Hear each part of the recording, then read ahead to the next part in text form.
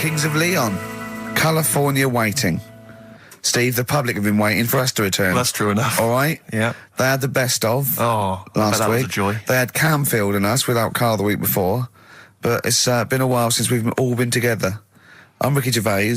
With me is Steve Merchant. And over there, with his little sunburnty, baldy head, little Karl Pilkington. Hey. All right?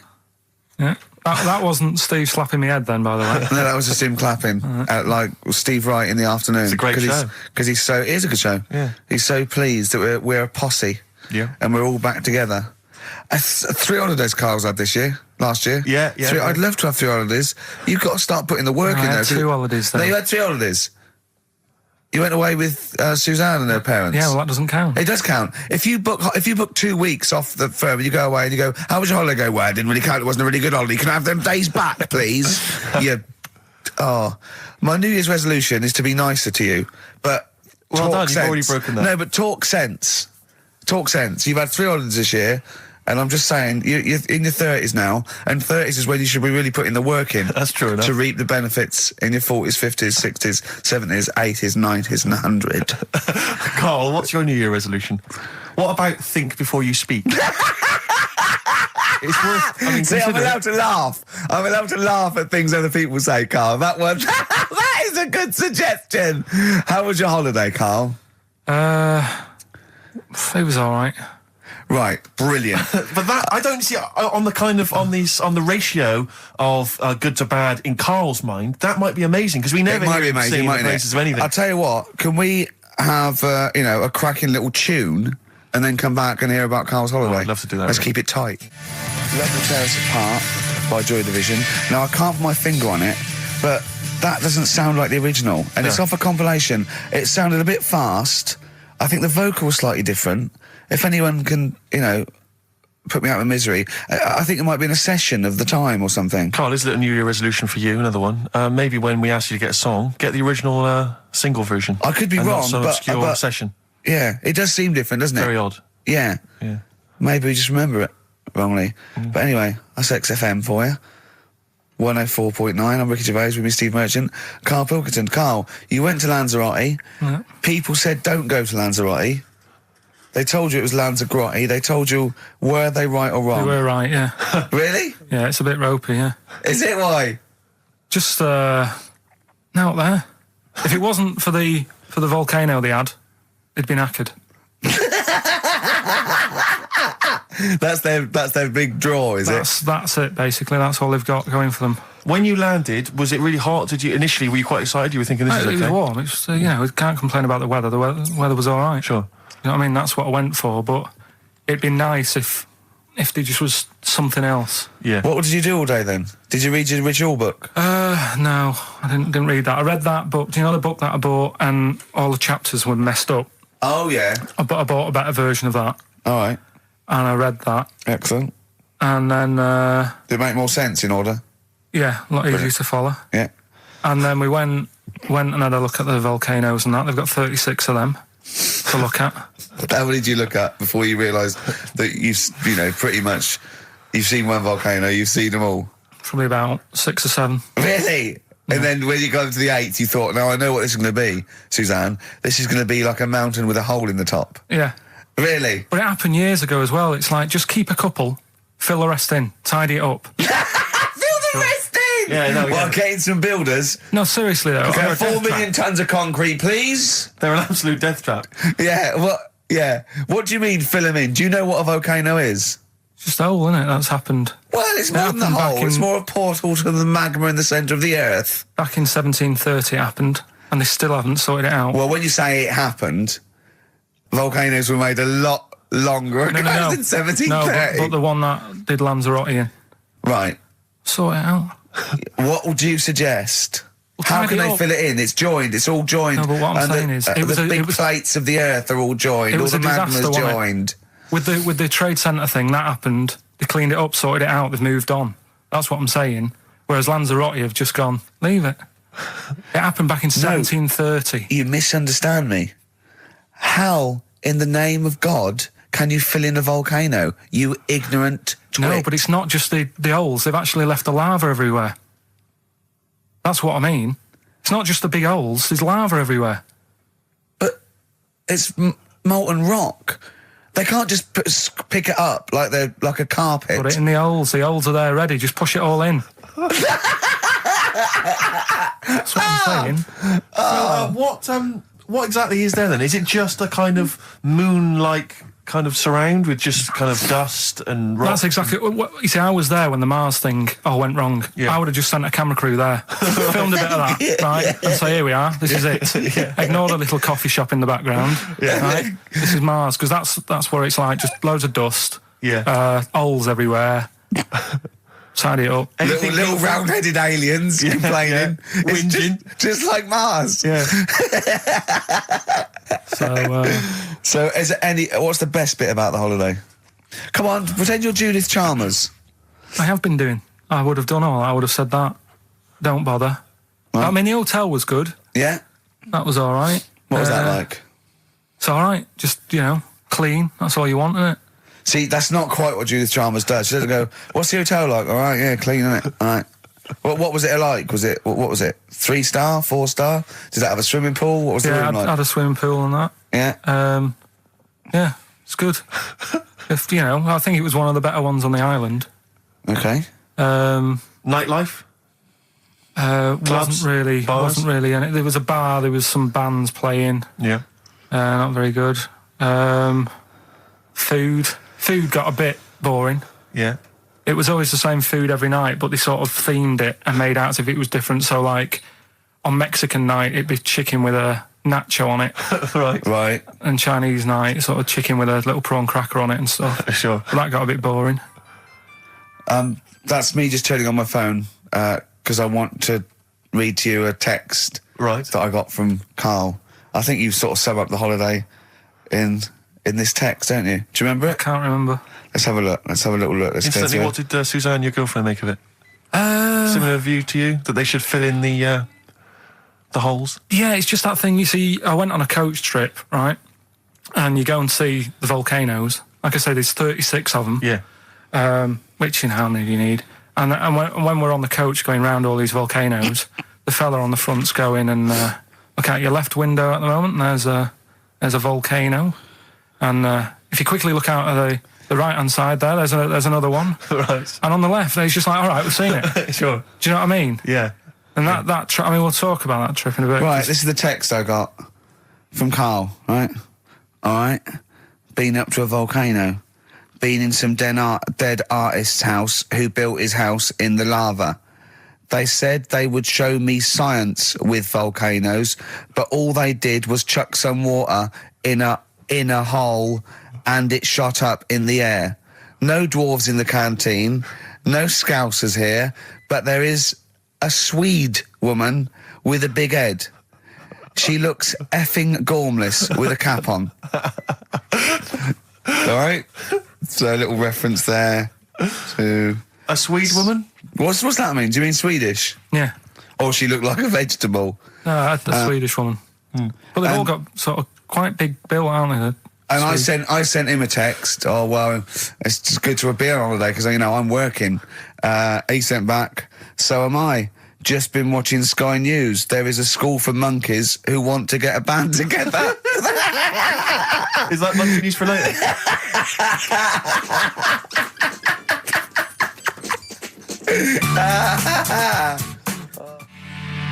Oh My Corazon by Tim Burgess. I can't get enough of that. I love that chorus. On XFM 104.9. Ricky Gervais, Steve Merchant and little Karl Pilkington. But it was a nice holiday. Yeah, it's all right. It's just, I went there to relax and that. Exactly. Did a little bit of that. Trying to think of some new, features and stuff. Sure, always working. 3 holidays a year, Jesus. Oh, well, not really 3. Oh, two. It's all one big sort of like work thing to me and Steve. 2 holidays, isn't it? Work hard, you need the holidays. So, yeah, the things that annoyed me was like, you get bored, sat around the pool after a couple of days. I'd read my book. Yeah. There wasn't much going on the Not even any crabs to throw sand at, was there? No crabs or anything. They wouldn't bother with Lanzarote, right? So decided to go on a little trip. That's when I saw the volcanoes and that, 36 of them. So we go on the trip, And the thing that annoys me, it does happen every holiday that you go on. If you go on a sort of a package thing, they have these trips, right? And you pay about 40 odd quid and they give you some wine, so it make it feel like you're getting your money's worth. But how many of these trips have you been on then? Loads. Probably about 12. More holidays than I've had. Go on. So anyway, so you're on the coach, right? And they take you for the volcanoes. They took us in the middle of nowhere. Yeah. Right. There's nothing else round there. Sure. It's like I say, it's like Mars, but with holes in the ground. Yeah. Right. And they sort of drop you off, and they go, right, everybody, see you back here in an hour. There's loads of volcanoes for you to look at, and a coffee shop over there. And you know for a fact, right, you don't need an hour there. You could just say, well, just keep the engine running because I'll have a look in this hole, we'll get back on, give us 5 minutes. Don't need an hour. Absolutely. But you know that they've got something going. It's a backhander, definitely. What, with the coffee shop? Definitely, yeah. They go there. And they get everyone to have an ice cream and a coffee, and they sit down, have a fag, talking to the bloke. Yeah, and it's like, cousin. Yeah. How much was the coffee? Was it probably about €3 each euro? So I think it was $3.50. Sure. Yeah, which is, I don't know, what, that's about £2.5. Yeah, they've stitched you up. Well, I remember we were on a family trip to France once. We went to Paris. We got a coach coming back from Paris to one of the ferries, one of the ports, Calais or wherever it was. Coach trip. It was quite a long coach trip. And at one point we were thinking, we're on the motorway, this is fine, we're making good progress. Suddenly we came off the motorway. We must have gone like 40 minutes out of our way, end up in this street, completely empty, little French town. And it's pulled up outside this, what appears to be a restaurant. And a guy jumps on, dressed like a Butlins red coat. He's French, but he's putting on a kind of English accent. He goes, hello, thank you very much, top of the morning, good morning, hello. Come in, we've got food, drink, go upstairs, we've got rooms if you want to have a rest, or play around. No, it's up to you. And we all had to funnel off this thing into this restaurant, and this one family went, well, we don't want to go in the restaurant, we brought sandwiches, we just want to get to the port, we're not interested. And they said, well, you've got to come in the restaurant. And well, we don't want to come in the restaurant. So the guy said, well, I'll have to lock you in the coach. So this family were locked in the coach while we all traipsed off in, and I could just look, but I looked back and just saw this little kid with his face pressed up against the glass. Take me with you. I want to go in the restaurant. They were just stuck in there. Absolutely livid, as you would be. But that's definitely a backhander. But we went inside, and it was extraordinary, because initially you had to pass through a souvenir shop to get into the restaurant. Perfect. And it was catered entirely to English tourists. So there was like pictures of the Queen and Prince Charles on the wall. It was done out in a kind of mock Tudor style. It's absolutely extraordinary. I mean, it was so bizarre because it was so out of the way. Did that come before the coach sort of scam, or did the coach guy, he knows it? Is it a brother of his? I don't know how those things come about. But I know that is that going on in this country with French and German tourists? Yeah, I'm sure it is. Is it? Yeah, they say, I'm sure people say, look, if you bring 30 people to this restaurant, I'll see you all right. It would, wouldn't it? If you got your favourites, because you don't have to. The coach driver's pretty much God on those things, because those people don't know where they're going anyway. Yeah, but at least here, there's other stuff around. You don't really get that in the middle of nowhere situation in this country. Well, not really. Not if you're going from London to Manchester. You could stop off anywhere. They don't know where they are. There's places with nothing to do or see. It's that those attractions. There's loads of in America, but there's a few here, like Sheep World, and you go out to Gloucester and there's a town. It's got the biggest cotton reel in the world, and that's it. It's a tourist shop, a big cotton reel, and some bloke at the gate going, it's £1 to see it. There it is. All right. I went to I know it's quite a big. I went to a Shire Horse Centre once. Yeah. But when did Shire horses become so popular that they got their own theme parks?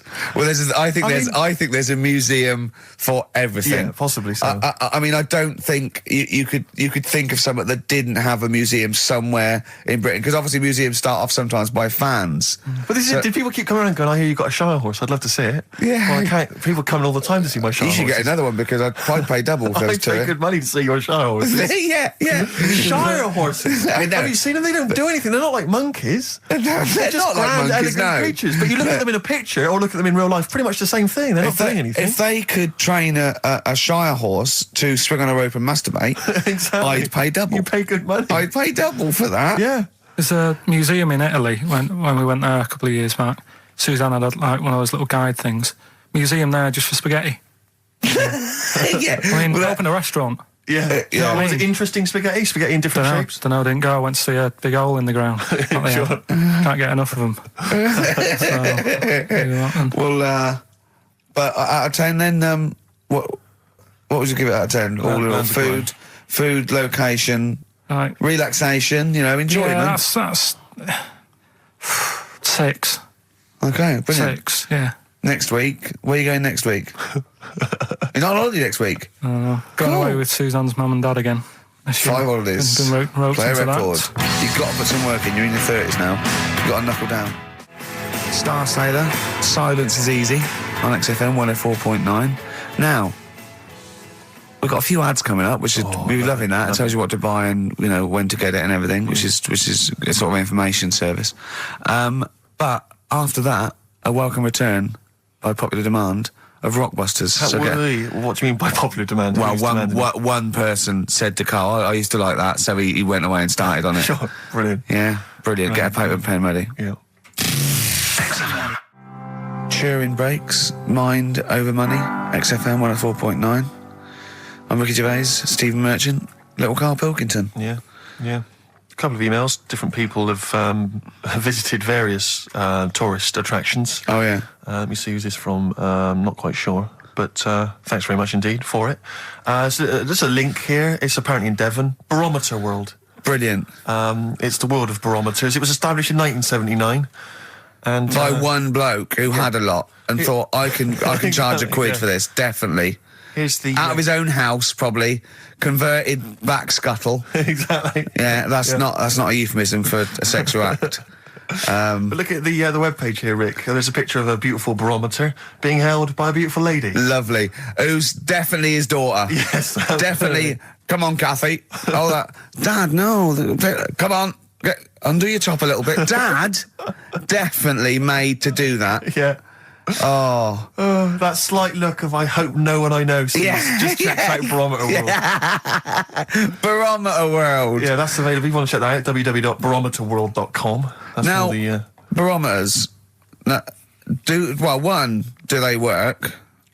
They're to do with checking, is it the air pressure? Well, everything. But I think that's what it's based on, isn't it? Sort of low and high pressure, so it's going to rain, it's not going to rain. Yeah. Or going to be windy, but I wonder how accurate they are. I think in the days before satellite sort of weather surveillance systems, probably essential. Yeah. Nowadays... As essential as hanging some seaweed out by the back door? Probably. I think it's probably similar. I think it's the same one as holding a needle and thread over a pregnant woman. If it goes clockwise, it'd be a boy. Yeah. Yeah. The thing about a barometer is how far into the future can it predict? Exactly. 'Cause How do you know? If it's a case of you may as well stick your head out the window to see if it's raining. Exactly. This barometer goes, oh, it's going to be windy and rainy. When? The barometer goes, soonish. Yeah. So I can't say, but it will, well, within the 7 days. I don't want to be of the- specific because you'll have me. Yeah, You'll- yeah. I don't. But I mean, I'm just a barometer. I'm not really a I weather can't person. reanalyse the information. Yeah, brilliant. What's in there? What's happening in there? What chemicals are being affected? How does it work? I have no don't idea. know. I assume it's probably something. Wait a minute, let that's, me email Barometer World. Now what could it be? It could be quite interesting. It could be mercury that's based on a sort of temperature. It goes up with. Oh no, it's not temperature, is it, barometer? It's pressure. So it's probably just very fine. It's like a fine, very, very fine needle, isn't it? This is almost as embarrassing as last time we were on. We couldn't figure out what the name of the leader of China was. Was it the King of China? The Prince of China? Oh, this is when we were trying to imagine what it'd be like if all the Chinese people at once jumped up and down and made a big tidal Enormous wave. tidal wave. But if you do know what the name of the leader of China is, we don't mean the name of the particular person in charge, but if it's a king of China, the emperor of China, the chancellor of China, well, it the used prime to be an minister of emperor, China. didn't it?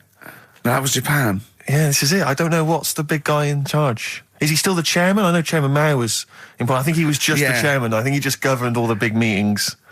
Yeah, I don't know. He just kept the minutes. Head Chinaman? Hey, Chinaman, the major Chinaman, The top Chinaman. Number one Chinaman. Do you know what? We're going to be honest here. We know so little about China. It's true. We know so little about China. Yeah. It's embarrassing. But if you've got any interesting facts about China, then email in ricky.gervais@xfm.co.uk. Also, I imagine the email address to use if you're going to take part in this week's Rockbusters. I did read an interesting fact. I'm researching. I'm doing a show called Politics, and I was researching. And there's a thing about you went sweatshops. Yeah, no, sweatshops. Like Nike. There's these facts, right? And these people get like a few cents an hour, and the CEO, I forget his name, for a Chinese woman to earn his 5.2 billion, she'd have to work 8 hours a day, 7 days a week for 10,000 years. But Steve, they don't. They don't. They obviously don't want to. Exactly. They don't want to. They don't want to. Lazy, Rick. Ian Jury in the Blockheads, hit me with your rhythm stick. Rick, are you likely to be going to Cumbria on your stand-up tour? Almost certainly not. Well, Why? it's just because you might want to visit the Cumberland Pencil Museum. That's the journey through the history of pencil making. I do like pencils. Really? Yeah, I just use one then. That's what you mean. So, do you have any idea how that was made? no, was it? Let me email them. Now, Chinese people. Oh, incidentally, it's the premiere of China. The premiere. Premiere. Oh, right, yeah. Oh, yeah. Sure. Yeah, I remember now. Yeah. Well, when you were away, Carl, we worked out if it's 1 in 10 people are sort of like gay in some way, with 1 billion Chinese people, there's 100,000 little gay lesbian Chinese fellas of some sort. What do you think of that? What do you mean? Well, if I think so, it's some sort of form of gayosity, whatever it's called, is sort of like 1 in 10, right? 1 in 10 people are gay, apparently. Right. That does seem a bit high, though, doesn't it? I thought it was lower than that. What? You mean more than that? Yeah. I don't think so. I think that's of any sort of nature, anything. But what time did they do the survey on the streets as well? Because, they go out late, so if they're doing the survey sort of around lunchtime, forget it, they're not going to get any. Sure. You know what I mean? They're all asleep. But if they're out at, say, 1 in the morning...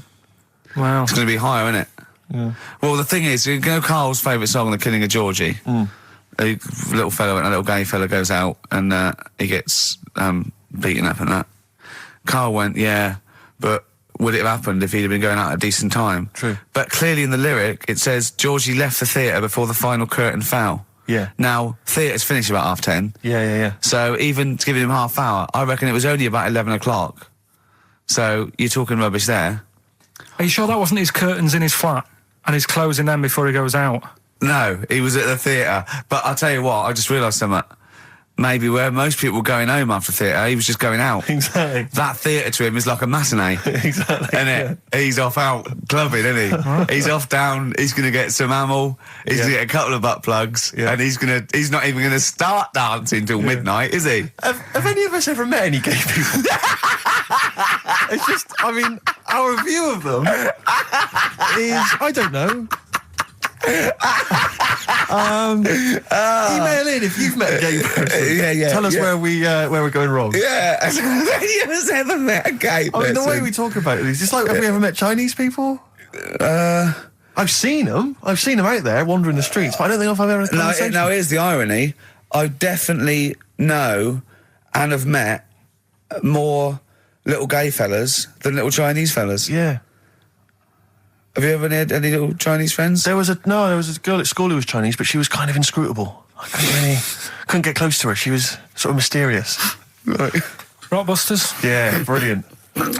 Right then, this is where I give you a little cryptic clue and some initials, and it sort of makes up a band or an artist and stuff like that. Yeah, brilliant. Sort of being the operative phrase there. Yeah. Let's see how he reads this clue. Yeah. This is going to sound like Oscar Wilde. Clue number 1. 3 different clues. Clue Oscar number Wilde 1. was Chinese, apparently. Was it? Yeah, it was illegal then. Right. Will you leave the entrance to my garden alone? Sorry? Right. Will you leave the entrance to my garden alone? Are we back on the gay thing, or is this... This is the clue? That's the clue. Right. Clue for Rockbusters number 1. Will you just leave the entrance to my garden alone, will you? Right, that doesn't count because I know what it is.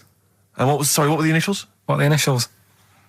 GG. Correct. Yeah, right. But you've got to pronounce the artist correctly. I'll pronounce the artist, because I know what it is. Don't ruin it. No, but People- when the answer comes, I'll pronounce the artist. Right, can we just focus, please, on the quiz? Go. What was the clue again? Give it again. Will you leave the entrance to my garden alone? Stop messing with it, right? GG. Okay. Right? Next. Doesn't count. Next. Incorrect. Don't phone, but you can send a message on my mobile if you want, right? That's Yeah. T. It's another little easy one. And the last one, we were sharing out the male sheep. Right, that doesn't count either. Can we just fuck? I know what that is. I know what that is. I don't care. We'll come to that later. Yeah. And number 3, we were sharing out the male sheep, and I think I got the best one. Right? DG. DG. Yeah. So quickly again, will you leave the entrance to my garden alone? Stop messing about with it. Yeah. Right? GG. Yeah. Don't phone, but you can send us a message on my mobile if you want. Right? That was T. And the last one, we were sharing out the male sheep, and I got the best one, so that's good. Right? DG. All right. Ricky.gervais@xfm.co.uk. Have we got any prizes? Do you want to have a look? Well, don't worry about it. Just this is don't worry about it. pathetic. Have we got any prizes? Just, look, the clues fine. are rubbish, the clues don't work, the show... this is pathetic. Play a record. That's what it should be called, and the clues don't work. Blur. Out of time on XFM. Well, we're not out of time, we've still got an hour left, boys. Hey! Luckily. Brilliant. A lot of emails, obviously, about the Chinese. People as fascinated as we are. I don't want to discuss it, interminably, Rick, because there's so much to say, and we've said most of it in the past. Yeah. Get a couple of emails. In fact, I think, Carl, you told us this information. Remind me of it again. If all the Chinese people in the world were... We're in a line on that, because there's loads of them, you'd never get to the end of it. Right. No, it's not that. It is It's that. no, if all the Chinese people formed a line and started walking out of China, you'd never get to the end of it. That's what I just said. No, it's because, though... they'd be having babies. You know what I mean? Still, it'd be adding to it all the time, wouldn't you?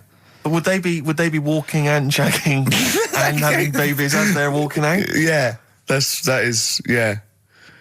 I'd love to see someone organise that. Maybe the Record Breakers team. I tell you what, I'd love to see Ross McWhirter or Norris, who is it? Who's the one that's alive? I forget Norris, I think. Norris, right? I'd love to see him to coordinate that. Yeah. 1.2 billion little Chinese fellas, boy, girl, boy, girl, boy, girl. Yeah. And where are they walking out of China? Which exit are they taking? They're taking the Through Tibet? Or? I think it's the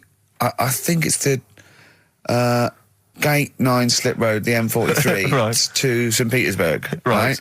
And they go, and walking and shagging. Yeah, exactly. Yeah. Because some presumably are dying as they're leaving. No, but they live to 120. That's true. So they claim. Well, we know Carl's theory on that. Do you want to just tell new listeners your theory about leave when all these Chinese people get the records for oldest people in the world? Come on, what's your theory, Carl? Leave it. Carl, Just that they're probably lying. Why? That's all. Because a lot of them don't age that well. Some of them do. A lot of them don't, and they always look older than they are. I read the other day, right? Do you know the one who was the oldest woman in the world, right? Chinese woman, right?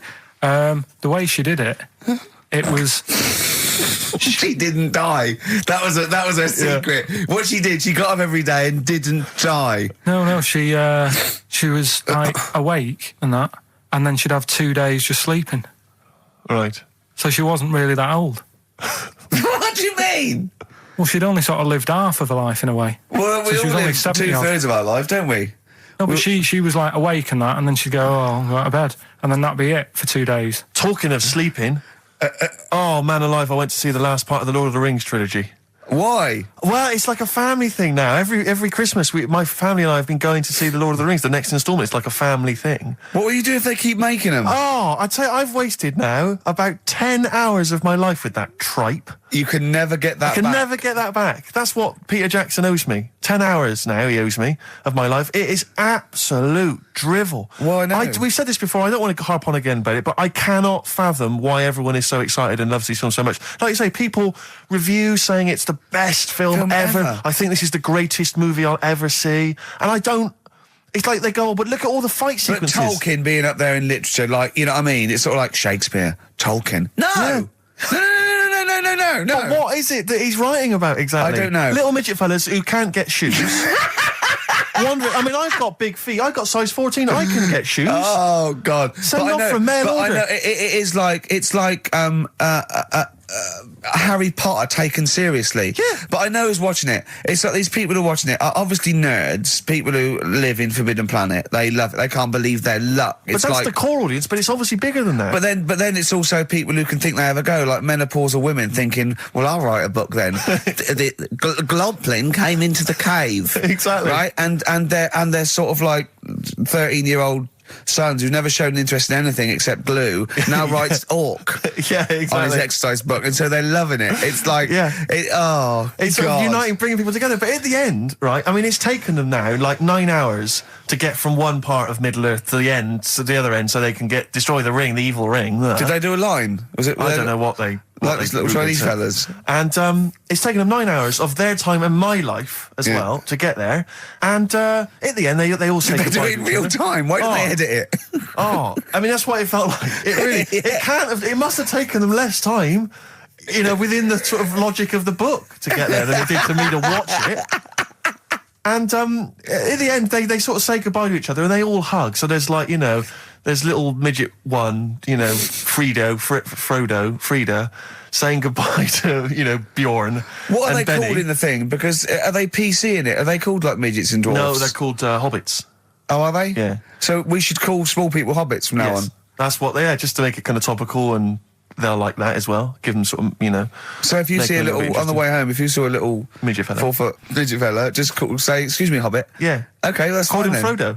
Right, Frodo. He'd like it. He'd love it because everyone loves the Lord of the Rings. They love it. No, everyone loves the Lord of the Rings. In the Yeah. end, if you ever get to the end, they all hug each other. They say, well, basically Frodo has to say goodbye to all his other little fellas, and so he's hugging them. I don't know how many of them there are, and he's hugging them, right? And it is the most interminable thing I've ever seen. It's like the music's playing. They look into each other's eyes. He hugs them. He hugs. They pull back. They look at each other again. That's like, we'll never see each other again. Then he hugs the next one, and I was just screaming. I was thinking, hug, just one big group hug. Yeah. Then we can get out of Like it. an American football team. Exactly. Just go, And then go off. knock Not heads. each individual one. I mean, it's dragging on and on and on. And apparently on the DVD, there's like an extra sort of 20 minutes of extra footage of scenes he's cut out.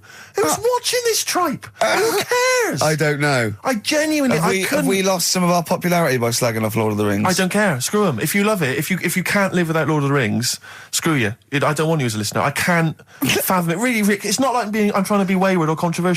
I can't get my head around the popularity. But doesn't Harry Potter annoy you as well, though? Yeah, but at least it's kind of over in an hour and a half. Is it? I haven't seen it. I went to the toilet 3 times during the course of the film. Really? It's unbelievable. The woman sat next to me. Sexy stuff in it, was there? Some of those little pixies with the pointed ears. It just took me back to, you know, Mr. Spock. Oh, all those glorious days. But it really is just. I mean, have you seen any of them? You've not bothered. I've seen one, and it was long, and I thought it was nicely filmed, and I thought, well, okay, I'll just get through it. I even think, it was just a list of, and here come the orcs. Exactly. Right, okay, we see the orcs now. Yeah. But it's like people go, look at the amazing fight sequences, the amazing immense battles. And it's true, he's got thousands of actors and stuff on horses, brilliant. But I'm not impressed by good time management. No. Well done, he's got all those people together, he's orchestrated it, well done. But it's got to be more interesting. My friend summed it up. He said the Lord of the Rings films, they're like the film equivalent of an Enya song. Yeah. And that to me is exactly right. Lots of billowing dresses, slow musical moments. That's good. People riding majestically on horses. Enya. Constantly riding majestically everywhere. Dido's taken over from Enya in that. Well, So possibly I've got a so. confession to make. Go on. I like that latest Dido song. I'll play a song. Let me just, I know. I thought I'd never. I don't Rick, know what's what to going on? say. Let me explain something to you, mate. Oh, God.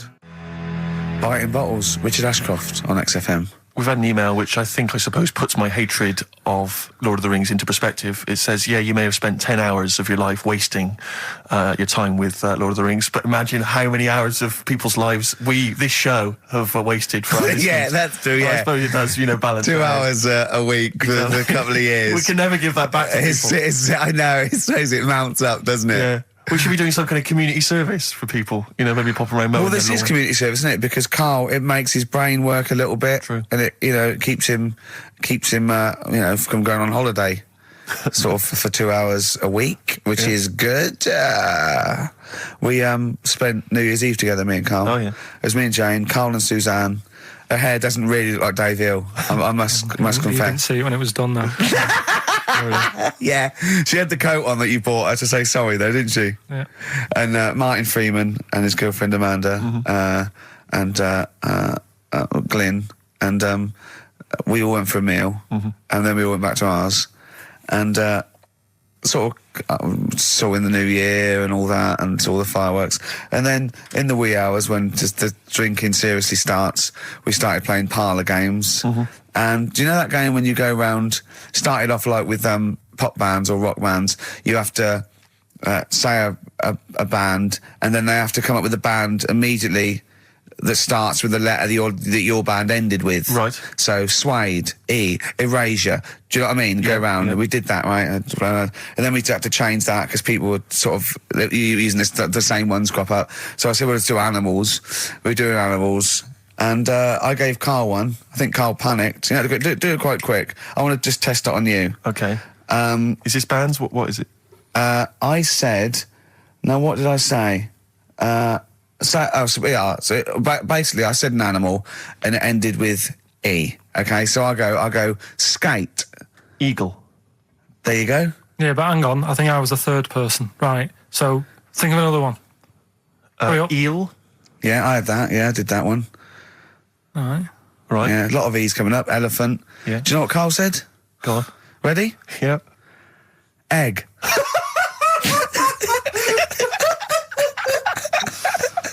Oh, in a sense, I suppose. Egg? He went, yeah. I went, no, wrong. He went, well, what? And then Martin came to his rescue and went, well, what is an egg? Animal, vegetable, mineral. I said, well, it's animal, but it's you can't have egg. But would you allow then? tadpole? Well, yes. Is that Yeah, not because it's a similar? larval stage. Yeah, no, but egg, you might as well have leg or eye, uterus. It doesn't count. Egg, you panicked. Brilliant. I still think I'm right. Well, you're not right. We were naming, you know. It's a bit of fun, though, isn't it? Yeah. Exactly. Yeah. You meant, why obey the rules? It's just a Exactly. bit Yeah. of fun. No, that is true. Don't That bother is with the true. rules. That is You true. had the fireworks in the year, did you? Yeah. What, you had them yourself? Or No, you no, just no, watched you them? could stare across the river, we could see him. But actually very impressive. And I'll tell you what, they got it right this year. Instead of 2 hours of letting off fireworks, people were going, oh, can we go now? It was 3 minutes, and they spent £1 million on the 3 minutes. And that's it. That's all you can stand, 3 minutes of fireworks. Oh. To me, fireworks are like watching Lord of the Rings. Exactly, I've absolutely. never been impressed as a child. Never been impressed. I've never been impressed as an adult. But a big bang, a huge big explosion, that'll do me. I used to go to, they used to have little community fireworks displays at Christmas, things like that, near our school, maybe in the school or at the local kind of community centre. And I used to go along to them with the family, everything, get the sparklers, and they would have the fireworks, and that would be, and I was just bored silly. And I always thought that if the guy organising it had wheeled out an enormous firework, climbed in, gone, last one to the moon's a bender, and then shot off, that I'd have been, that'd be brilliant. That'd be good, yeah. But it's just interminable. Do you reckon I could take out that church? Yeah, from exactly. here? Yeah. Money on it. Go on then. Yeah. That'd be worth it, wouldn't it? But little zoom, another one. Oh Christ! So a friend of mine was telling me that they once had some indoor fireworks, which apparently is just, I mean, imagine that. Who needs indoor fireworks? Well, I think that's just little. Yeah, I think one of the things we got indoor fireworks once when I was little, and I remember one of the fireworks was that little celluloid fish that you put in the palm of your hand. Of course. And it goes, Predicts the future. oh, you're sexy. Yeah. What, it curled up because of the heat of your hand? Yeah. Oh, you're dead. It didn't curl. Actually, it's Grandad. He's dead. Yes. His hands are cold. Oh, no. That's the only way that would be... Oh, yeah. So that's the only test How it did you can discover do. he was dead? We used one of those predictive fish. It came out dead. Yeah. Just flat. Yeah. Did you have a good time, though, Carl? What, at your place? Yeah. Yeah, it was a good night, wasn't it? We danced, didn't we? A bit of a dance. What, the two of you together? Yeah, Amanda had got one of those DVD films. No, straight to, DV A video cameras. camera, It goes right. straight to... DVD. Yeah, Okay. amazing, right? And Carl was doing his moonwalking. I was sort of doing some sort of jazz step, wasn't I? Sort of like Michael Jackson. I ended up jumping up on the couch with both feet and falling straight back on my back. Of course you did. I can't believe I was all right. Yeah. What's the chance of that? It's when you're drunk that you sort of like, you revert to childhood and you sort of bounce. Yeah, exactly. Yeah. So luckily... Is that DVD going to be available in the shops later this year? Track 1, side 1, the first Talking Heads album, Uh-Oh, Love Comes to Town. On XFM 104.9. Yeah. Well, I think it's Rockbusters results, isn't it? Okay. All right. Brilliant. Do you want the prizes, by the way? Not really. Not bothered? No. Right, some videos and DVDs and that, yeah, some good stuff. in there. VHS, I hope. Couple. $4.99. Is that one about TV weather? titles. What? There's the weather one. That's going to be on telly. Donald McIntyre. Oh, yeah. That's in there, if you want that. Yeah. He reckons Donald McIntyre ripped him off because he did a thing about how much it costs to have a chimp, cheap as chimps. What was the other thing you think someone ripped you off? Rockbusters? Ken Bruce on Radio 2 is doing Songs of Phrase. He was doing that over Christmas. I took 1 week off. He's in there. And when he heard that Donald McIntyre was doing a programme about wind, he thought he was moving on Auntie Nora. Right. So the first one, will you leave the entrance to my garden alone? Right, that was the cryptic clue. The initials were GG. Yeah. That was Gareth Gates. Gareth Gates. Gareth. What would you Gareth Gates. No, but it's Gareth Gates, isn't it? So why would you say to someone Gareth? Is that like what's that, a Manchester thing when you say Gareth? Gareth Gates. Gareth Gates, Gareth Gates, the bloke who came second in Popeye, yeah, Gareth Gates. So that's the first one. What was that about getting off the thing, though? Leave my entrance alone, though. I don't understand what it's got to do with leaving my entrance alone. The gate Gareth, to the garden. No, the gates bit, but what's Gareth got to do with it, The second one was ignoramus? don't phone, but you can send me a message on my mobile if you want. The initial was T. Yeah. Text us, right? No, it's text. The word's text. Yeah, So you'd have to say text me. Text us. Text, what do you mean? No, text me. What's that? The third one was we were sharing out the male sheep and that. Right? Yeah. I got the best one, DG, right? We were sharing out the male sheep. And Get I to got the it. best It one. doesn't work anyway. Get to it. What is it? Delta Good Ram. Delta Good Ram. You were dealt a good ram. Delta Good Ram. All right. So who's the winner? We're going to give it to Stephen Gunning from Tooting. He's got all of those right. I don't know how, but well done to him. And he wins some crack in a jiffy bag. Literally. You too on XFM? Yeah. Snow Patrol and Run on XFM 104.9. Yeah, not bad at all, not bad at all. So everyone had a good Christmas though, yeah? Really? Carl, even though it was like a little bit Lanzagrotte, it was a nice Christmas. Yeah. What was the book you read, by the way? Someone just emailed in and wanted to know. What was the book you read? It was The Governor. The Governor? Yeah. Right, okay. Did you buy Suzanne a gift in the end? Which you surprised her with on Christmas Day? Yeah, after that show that we did before Christmas. Yeah. I was walking home thinking, might as well treat her then. Yeah. Went and got her a necklace. Nice. Actually, she said she wanted a necklace, but I didn't know which one, but went and got one. Yeah. And she was happy with that. Yeah. That shut her up. yeah. But, yeah. And did she get you something? a gift back? She did get me something, yeah. See, we knew she Of course would. she would. Yeah, but the thing is, right, she got me a little Game Boy Advance to take on holiday because she Brilliant. knows I get bored. Lovely. Right? So that was good, but I was like, hang on a minute. I know how much I spent, Oh, and I know how much these are, right? But I was clever, though. When I got to the airport, I bought her to get me an extra, bought me an extra game for it. Yeah. Got the value. Of course. When you were growing up, did you wait to ask your mum for sweets right at the counter so the woman would embarrass her into getting you it? What, you mean just slip it in the basket?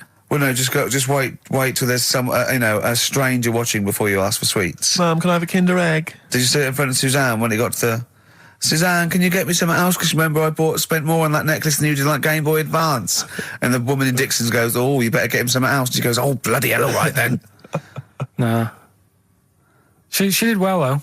You know what I mean? She's done well to keep you, hasn't she? Done well. Because you're such a find. You're quite a catch. Yeah, she must wake up every morning and go, ooh, I am the luckiest girl in the world. Well, she told you that the other night.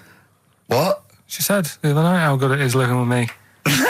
Oh, yeah. I said to Suzanne, it must be great, because I only see him 2 hours a week and I like to squeeze his little head. You can do that all day, every day. Does she ever squeeze your head? No. No? No. It's like that thing, though, isn't it? It's like when you work in a chocolate factory. You get sick of it, don't you? If it's there all the time. Yeah, she must think, well, I could squeeze that head any time I wanted. It's not worth it. I just, yeah. What about your Christmas? My dad, I'm wondering if you're turning into my dad, because he bought my mum a bracelet. He won't mind me talking about this, because he said you'll probably talk about this on the radio, and you're right, Dad, I am talking about it. He bought my mum a little gold bracelet, lovely gift, You know, it was a lovely thing. And she opened it, she loved it. And everyone thought, what a great gift, lovely gift. He wouldn't stop talking about it. He wouldn't stop talking about the gift he bought. He kept on grabbing my mum's arm and showing it to people. Look at that, look at the gleam on that. The gleam! Steve, look at the shine on that, look at the gleam there. Look at that. Gleam! And do you know what he said? He said, the great thing about that's pure gold. He went, it's an investment. That's an investment there. It's gold, you know, it's always worth something gold. I love that when people get a gift and it goes an investment. I love it. But what? Not only does it sort of take away any of the romanticism of it, but it was the way he constantly was talking about how great a gift it was that he bought. I haven't heard the word gleam for 30 years. Look at the gleam on that. The gleam. Look at that. Look at the sparkle on that. And look at that. And it looks like rope. That's what he kept saying. It looks like rope. It looks like gold rope. And he just can't. I heard it. He disappeared. We were opening gifts. He went disappear. I could hear him in the kitchen going, "Think about that's pure gold. That Elaine, that's pure gold." I might melt that down. Yeah. John, next door neighbour. John, look at that. Look at the shine on that. That's great. That's brilliant, though. But it's just it sort of undermine the gift a bit if you keep on droning on about how great it is. If people enjoy giving, that's nice, isn't it? And you got to, you know, what did your mum say? She loved it. She couldn't get a word in edgeways. That's a step up from a jar of coffee, though, isn't it? It is a step up, yeah. That's good. Oh. What about yours? I didn't get my mum and dad anything this time. No, because I'm always treating them anyway. Whenever if they need a few quid, if I can help them. Well, you are the gift that keeps on giving, Carl. No, but don't just go giving anything just for the sake of it. You know what I mean? Wait for the time that's right, sort of thing. Just because it's Christmas. Because... yeah, I mean, there's no better time, is there, really? No, I just was going to say my mum and dad didn't get me anything, but they did. What did they get? But just some money. But I'll get them something when the time's right. Do you know what I mean? They always need bits and pieces through the year, so I'll look after them. Sure. But it was weird being away. Has anyone got caught onto the fact that they leave groceries in the telephone box near your dad yet? No, that's still going on. Is it? Going on, yeah. Oh, that's fantastic, isn't it? That is just fantastic. So when he needs a loaf of bread, pint of milk, just goes down. Does he ever give that as gifts? Now listen, are we doing the film thing in a bit? Oh. Got more prizes. Yeah. Is it better than Rockbusters? It's all right. I did it in a bit of a rush because I was only in yesterday, wasn't I? Sure. Well, yeah, if you take 3 holidays a year, then there's not enough time for the work. Me and Steve like to, put our priority into, doing the work, coming up with a good product, and getting a holiday when we can. I haven't really. Well, I'd love a holiday, Rick. I love a holiday. But I don't do the holidays for me. It's for Suzanne, isn't it? She's the one who likes going away. With you? I'll just go, so I'll go with her, do me bit. When you were playing Game Boy, right, and you'd looked in the hole, and you were reading your book, what is she doing? She'll make things seem more interesting to me. Do you know what I mean? So, like, when we're at the Owl, and the bus driver said, "You've got an hour here," I said, "Why have I got an hour here? I go to a funeral with someone who I loved in a ground and don't spend an hour around it. Why do I want to..." Do you know what I mean? Why do I want to spend an hour looking in this? Wasn't that terrible when you're out, you just shot up in all this magma? Yeah. That was terrible, wasn't it? That was the worst funeral you'd ever been to, wasn't it? But she'll tell you, that would make funerals more interesting. If they it was a cremation and a burial. Yeah. You just put them in a volcano and they go 2, 3, here they go, wee, up to heaven. I was having a conversation with my flatmate about songs that would be inappropriate to have at your wedding, at your funeral. And horny, surely is one. It, yeah, was it horny, really? Yeah, that was the first one we came up with. I'm horny, horny, horny, horny. That was the first one we came up with. Isn't Robbie Williams' Angels one of the... Yes. Biggest ones. I think Wind Beneath Your Wings. Yeah. I think is apparently quite popular. Oh, yeah. Yeah, I play that on Auntie Nora's, aren't you? Bit of Boston? Yeah. A bit of who? Busted? Boston, more than a feeling. Right. It's much more than a feeling. Boston, more than a feeling. XFM 104.9. Well, another big moment here. We've had Rockbusters. Now we're going to have Carl's film quiz thing, isn't it? Yeah, that's the film quiz thing. I've done Planet of the Apes, right? Because one of the things we did in Lanzarote, went on this tour with sort of 3 northern blokes, and they didn't really know what they were talking about. Joking. You're joking. Northerners not knowing what they're talking about. You're having a laugh. No, they'd obviously sort of not had much luck here, right? And thought, let's go over to Lanzarote, buy some vans, right? Get people in it. We'll do a tour of the island. And whenever someone asked the question like, what year did the volcano happen? They go, "Oh, we'll take you to the visitor centres. You can read about it there." So they never actually answered anything, right? So they were useless. But one of the things that they told us was that Planet of the Apes was filmed in Lanzarote. Right, okay. Right? That makes sense. A bit of it. Well, does it? Does it make sense? Well, what do you All right, mean? well, maybe does it was, maybe it wasn't. Okay, anyway. No. I mean, if they wanted to show sort of an Aaron, sort of barren, sort of post-apocalyptic sort of subject, choose where you went on holiday. Yeah. Obviously. Yeah, but when we were there, well, he took us to this sort of beach, and I said, "Is this where they did it?" And he was like, "Yeah." I said, "What? Right there, yeah." And I watched it, and I couldn't see where I was. Yeah, you know that if you watch a film from 1968 and you've been to the same place, you're not going to feature. You're not going to see you in the back walking along the beach. It's a new one, new Planet of the Apes. Oh, the recent Planet of the Apes. Yeah, that's what they said. Yeah, right. So I thought I'd sort of. Now that sounds a little bit more far-fetched. I'd have thought that was probably a lot in Hollywood. Yeah. Well, anyway, is this the current Planet of the Apes or the old one you've done? Current Planet of the Apes. This is the recent one. All right, there'll be a question at the end of it, so listen on that. Is this entertaining to anyone, this? I mean, just take the last 4 minutes of conversation. But seriously, Rick, who cares? I don't. Do you? No. I don't. DVD's selling well. Exactly, what do I care? Right, come on then. All right, so Planet of the Apes, question at the end of it, listen and win some stuff, all right? Hey, where am I? What is this place? Hang on a minute, I'll have a look. According to the Lanzarote guide, we've been dropped off at the volcano bit. Apparently there's 36 volcanoes here to be seen. I hope you don't mind my saying, but this is a waste of time. I know what you mean. Don't know why they need 36 volcanoes. Just keep one. Fill the rest in. Like a car park or something. Excuse me, guide. Why's the bus dropped us off here? What's so special about this place?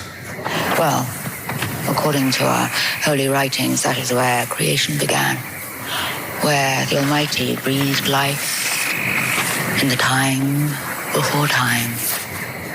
Wow, it's amazing that, isn't it? All this has been stood here for years and years. What about the coffee shop there? Is that old, is it?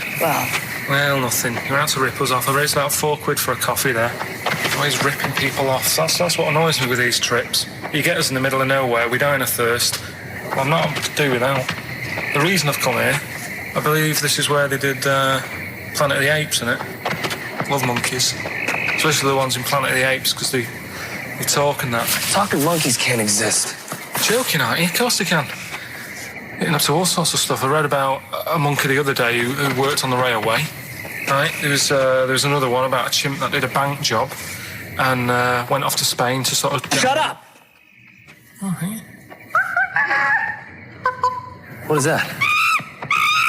Little monkey fella. It's come from that little coffee shop. It's been serving coffee. Now that is worth paying £4 for. No, you're teasing him. I'm not teasing it. It's working, isn't it? It's serving the... We want some coffee. Get us some coffee. I've heard about this. You can buy coffee that's been sort of hand-picked by monkeys. It's like Coffee Mate, except it's more sort of coffee primate. Yeah? Hello, little fella. We want coffee. What do you mean, we? You're going to have a coffee, aren't you? What else are you going to do? Go and look at another 35 volcanoes? I'm staying here. I'm having a monkey coffee. It's brilliant. You find this amusing? Jesus, it's a talking monkey. All right, mate. Have a couple of coffees. Don't start now. We're off duty. I'm starving. What do you mean you're off duty? Have you bananas later? Just get us a couple of...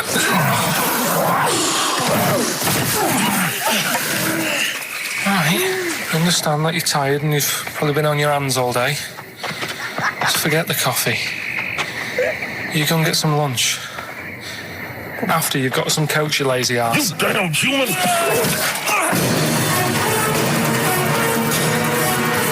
Powerful. Lovely. Excellent. So, what's the question? If you've been listening to the whole show, how many volcanoes do I think's on the island of Lanzarote? Okay. Yeah. I might have it wrong, what I've been saying, but it's roughly around that. Yeah, so what have you been saying? Yeah. Yeah. Brilliant. Ricky.gervais@xfm.co.uk. You're more likely to win the prize if you leave your address on the email. Yeah. Because otherwise we can't really be bothered to phone people or email them back. So, Good point. Put your address on there and you could win some crap in a jiffy bag. Carl's theme tune there by Placebo. Special Needs on XFM 104.9. Alright. New Year's resolution, Carl? I don't know. I don't do it. Really? Don't So what worry about about something it. like, I don't know, start smoking? Do you know, there must be something. No, it's a waste of time, isn't it? Don't bother with that. Right? You, Any- Steve? Me, no, I've never really made any New Year's resolutions. I just be good to people. Just treat everyone as you want to be treated yourself. Give to charity. Hate crime, racism, famine, sexism. I know you're going to keep to all those, except the gift to charity. That's... Me and Carl find that a little bit hard to believe. Never gonna happen. Well, you've always got to break at least one of your New Year's resolutions. Exactly. Yeah, well, I think I'll be nice to Carl. What about learn more? I was thinking that. I want to I'm learn always more. teaching you stuff. I watched... I'll tell you what, Christmas telly was dreadful this year. I don't know if I've hit that age where I think... But I think consciously I thought this is worse than usual. Yeah. And I ended up watching Discovery Channel and History Channel again, and I watched 4 episodes in a row of this fantastic documentary, 1418 War, narrated by Dame Judi Dench, and it's brilliant. I just can't get enough of it. I hated history at school, and now I want to know everything. Yeah. And I think that's mine. Learn all the stuff about stuff. I like learning though. I Yeah. always say that to you. I'm always looking up stuff. When I was on holiday, even though it was sunny outside and they had big holes to look at if I wanted to, I stayed in and watched Discovery there and was watching stuff about scorpions and that. Yeah. What did you learn? Well, nothing, because it was all in Spanish. But I just watched it. What I found odd, right? What I found... Scorpions, I get it. It's only about poison. You get it. What I don't understand is with scorpions, right? They have like this sort of weapons, don't they? They have the poison and stuff, right? Yeah. Which can kill a man. Yeah. But there was a couple of little animals and that were its sort of enemy, Yeah. and it stung them, and it didn't kill them. So what's the point?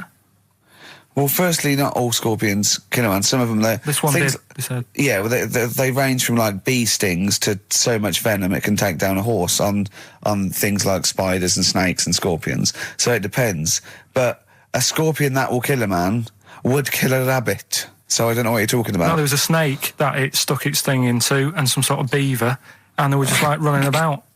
There's nothing funny about that, so why are we laughing? Well, the snake wasn't running about, was it? Well, it was slithering about a bit. Yeah. What was the beaver doing when the snake... It just sort of, I think it ate it in the end. What? Ate what? Ate the scorpion. Just wandered off.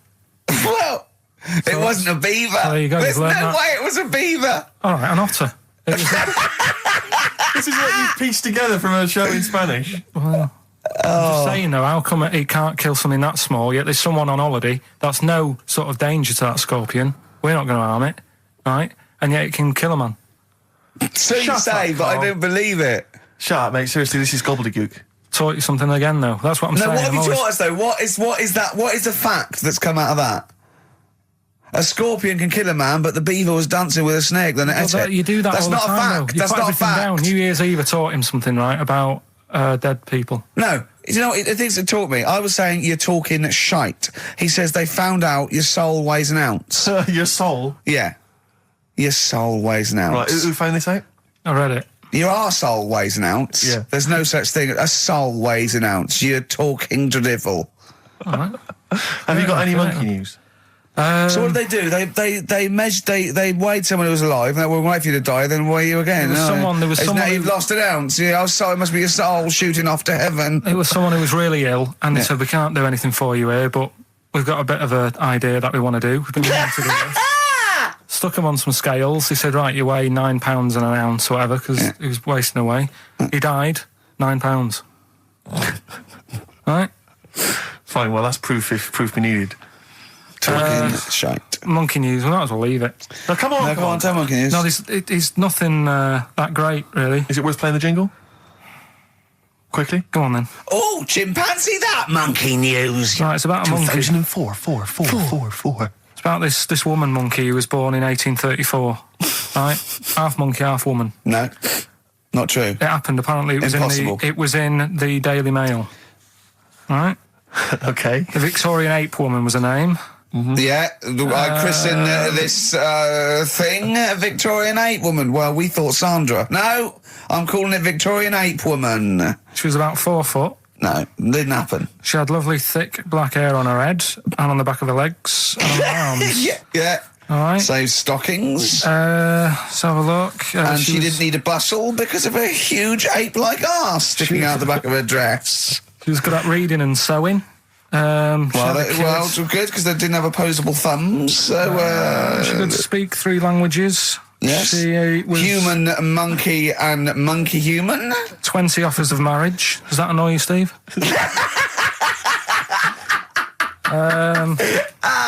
Absolute twaddle. All right, well, That's more rubbish than your soul weighing an ounce. Let's leave a it there. Victorian monkey Let's woman. leave it there, then. See you next week with some more twaddle. I was worried we wouldn't have the old magic in 2004, but we're still talking shit. Merry New Year. Really, what other ideas have you got? Have you got any other ideas, Carl? Because we've got another hour, but have you got anything at all? I've got that feature Educating Ricky, which is a bit of a play on words as well. Right? Do you know the film, Steve? Educating Rita. Yeah. I'll see what you've done. Go on. I'm doing that, and I teach Ricky stuff. What do you teach me, Carl? Well, I've got a few different topics. Go on. Do you know, like how you taught me about Hitler and Che Guevara and Winston Churchill? Mm-hmm. I'm going to come in with topics every week, and this week I've got ghosts. No, hanging bacon is one of the topics. Say that again. Hanging bacon. Hanging bacon. All the titles. Francis Bacon. No, all the titles are sort of named to sort of tease you and get you more interested in it. Hanging bacon. Well, you've certainly intrigued. Go on. What's another title one? Hairy Chinese kid. I'm going to go for that one. If there was a university degree with that title. Yeah, no, I'm going to go for hairy Chinese kid, And I think. the final one, Alien gives man a beard. Right. Alien gives man a beard. I am going to burst. Right, listen, Carl, you've got to tell me. Right, first, let's do it in reverse order. We're not going to do it now anyway. What do you mean? We've got to do it now. I mean, this is the first interesting thing you've said in an hour. Okay, the listeners have just been subjected to rubbish and mistakes and everything for the last 6 months. Please, we've got to do Alien gives man a beard. What is that? Tell us that. Right. Sorry, this is just you telling me something, is it? This feature is you telling me something. Well, teaching you something. Educating Ricky. Huh? So are we playing it now? We're already into this feature. Well into this feature, are we? Yeah, I suppose we are, yeah. Should there not be a jingle or something? Yeah, can we have a jingle? There's no point, because look, I come up with ideas and you dismiss them straight away, so I'm not wasting my time making stuff. Right. If you don't like well, okay, it. let's play Educating Ricky. Right. Brilliant. Go. Right. So- Ding-a-ling-a-ling-a-ling-a-ling. Educating Ricky. Right, what are we going for then? Hanging the bacon, hairy Chinese kid, Alien gives man a beard. I think Alien gives man a beard. I'd like to do that. Right, there's this fella, I think it happened in America, and he saw a bright light in the sky. And God, if you're bored. he stood there. This is a true story, is it? Yeah. He stood there, Yes, of course it isn't, Steve. and he saw this bright light, and it came closer and closer, and it was a UFO, right? Yep. And he looked at it, and it disappeared, right? And he gets back in his car, He looks in the mirror. and he looks in the mirror. Yep. He's only got a beard. He has. You sure it wasn't someone else who got in the car and he was still standing out there? No, right? What? And it turned out, Yeah. he got home and said to his wife or his girlfriend, it's a bit weird. So I just got out of the car to look at a bright light, and I got back in the car and I grew a beard, and she said, never mind your beard, where have you been for 3 days? And what had happened is... He passed out because he was pissed. No. The UFO had taken him for 3 days. Yeah. But he'd only thought that he'd only looked at it and it went away. Yeah. But what had happened is he took him and he grew a beard because he hasn't had a shave. Right, okay. I mean, was Will Smith or Tommy Lee Jones anything to do with this at all? Did you see this on a video maybe and thought it was an educational film? No, it's from a book that some kind person sent in to me. here. Can I just ask again? Just again, I'm just throwing this right back at you. Do you think there's any other possible answer here? Right? A man is absent for 3 days from home. He's grown a the length beard. of time that it could take to grow a beard, lest we forget. What if he hadn't actually seen a bright light in the sky? What if he was lying? What if he was lying? He got knocked unconscious. He'd had a car crash. Just any lying. number of No, other things. just lying. Or he was just lying. Yeah, he'd been on a bender, getting pissed for 3 days and that with was his his mates. excuse to his wife. And they went, Dennis, what are you going to tell your wife? Well, wait a minute. Wait a minute. You're not going to believe I was out with you, lads. Just say you're only away for a minute. No, I wasn't away from it because of the beard. Oh, yeah, look, it looks like you've been out for 3 days. Well, we have. That's Exactly. right. Okay, we've got to cover that then. Alien abduction. Great one.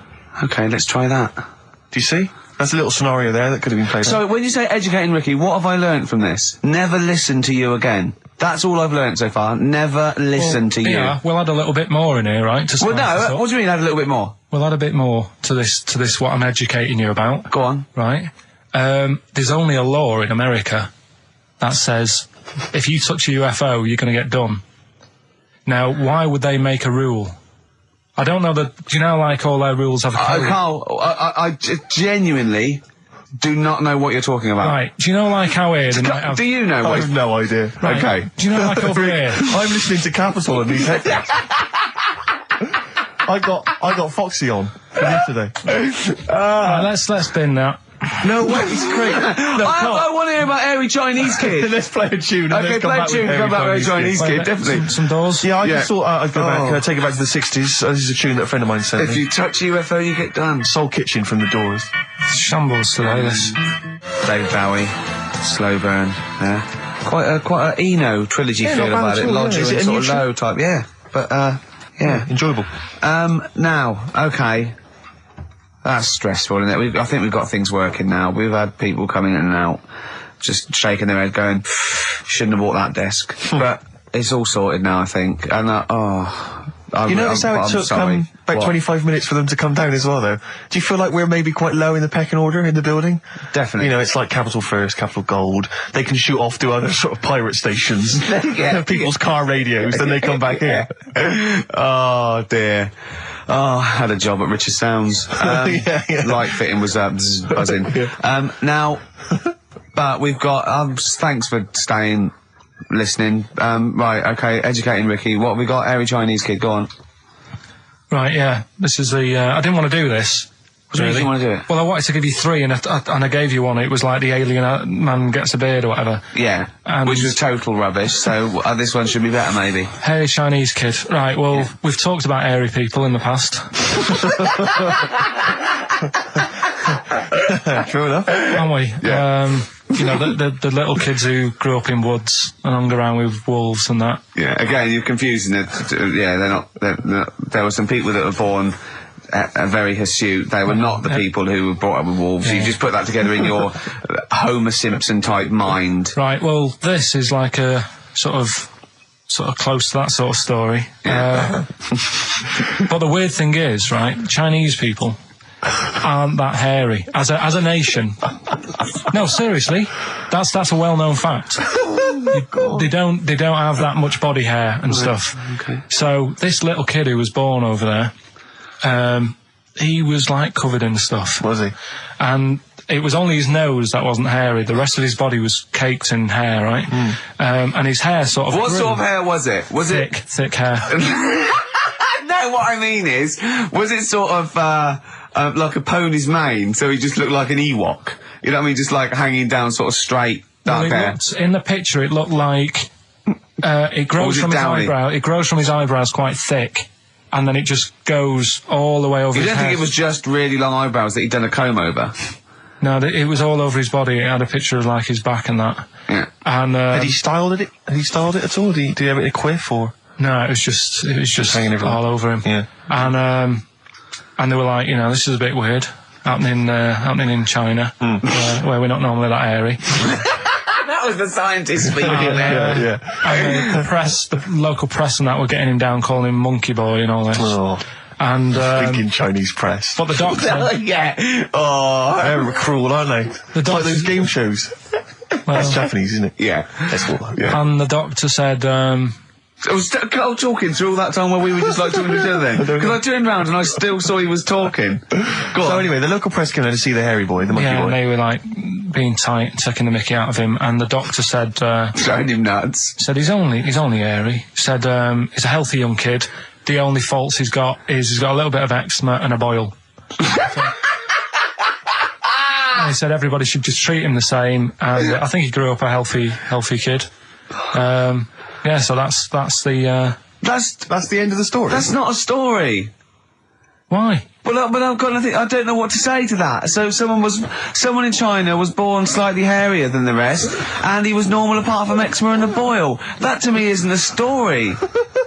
But if it is, I've got a million. I mean, it's sort of like bloke from Manchester went a bit bolder than the rest, got a job on radio. He was normal. I mean, that's not a story, is it? Do you know what I mean? All right then. Hang on. Hold on, he's got the big guns. You're not going to give us hanging bacon, are you? Yeah. Come on then. Right. Come This is the one on. we've been looking Come forward on. to. This is it. No, this is a good one. This is the one. And this is a story, right? Do you know the saying, chewing the fat? Good one. It's one of my favourites. Yeah? Yeah. Do you know what it means? Talking. Right. Well, do you know where it came from? No. Right, what they used to do years ago, when people didn't have much money. Is this the same as throwing the baby out of the bathwater? No, it's not the same saying, but... No, but I mean, is it as wrong as that was? Well, let me tell you, and we'll Go see. on. Okay. Like, people go out to work, and with the money, they'd buy food. Oh yeah, go on. This is a good system. What? Go on. What do you mean? People go out to work and with the system. And Well, if you were quite well off, you might treat your family to some bacon, right? But do you know, like in these days, if people earn a lot of money, they might buy a nice suit or a car. Yeah. So what are you saying? You're saying wait. Let me get this straight. You're saying that you go out to work and get money to buy things to live, and if you get sort of enough money to live and you've got some left over, you might treat yourself on like a suit or a car or something. Is that what you're... Yeah. Oh, well, back then, if you earned money, they'd say, This is olden times. yeah, Okay. let's get some bacon in, right? And what they'd do, they'd hang it in the kitchen Or to show it off. to show it off to all the neighbours and friends. Because if you had hanging bacon, it was like, he's doing all right for himself. Yeah. Some lovely bacon. So they had loads of bacon hanging up, and people would come round, right? And whilst they stood in the kitchen talking about whatever they're talking about, In olden times. they'd say, do you got a bit of rind? And they'd rip a little bit of rind off, and whilst they're having a chit-chat, Chewing the they'd fat. chew on the rind. Well, I think that's probably true. I it's haven't like- heard that, but that one to me sounds true. Do you see the difference between that one and a man was abducted and grew a beard? Can you see the difference in Yeah, but why I different- accept that different- story? Different stories for different things. Different stories for different things. So, see, that's a nice story. If it's true, I don't know if it's true. I mean, but it seems totally possible, viable, quite interesting. I won't be quoting that myself until I've verified it. But that's, I won't be telling anyone the bloke got in the car and he had a full-face beard. Why has his car been towed away? Because it was a quiet road. Was it? wasn't in the way. So, Are you filling in the blanks again? That wasn't in the book, was it, that you read? See, that's just the thing. Sometimes I think you make up bits of the story as though they were fact. That doesn't seem right. well, that's all you can do, innit? So that's educating Ricky. Will we Brilliant. do that next week? That is brilliant. No, I think that was good. I did. I mean, I enjoyed that. I learned something from that. I mean, I want to get. I mean, this is all from one book, is it? Yeah. That's an interesting book. With the, I don't want to dwell on it, but with the hairy Chinese kid, what did they say about that? What was the, I mean, was it once there was born a kid who was slightly more hairy than everyone else, but yeah, it's all right. He only had a boil. Oh, how did they word it? How did this capture your imagination? There was a picture. It was a picture that grabbed me first of all. Sure. And it was like, God, what's up with him? And that's when I read it. Did you see the boil and the eczema or just the hair? No, you see, because his face is like, just under his eyes is sort of nice and smooth, and his nose is sticking out, and that's not hairy. But the rest of him, it looked like he had the sort of a balaclava on or something. And then I read on, and it's like, this is a hairy kid in China. Yeah. Yeah. So, Yeah. Okay, good. Anything else in there? Because, I mean, I like that. we'll do more of that next week. How is that alongside hanging bacon, alien abduction, a hairy Chinese kid, and a little interesting fact about the derivation of a phrase? What do you mean? He didn't understand a word of that.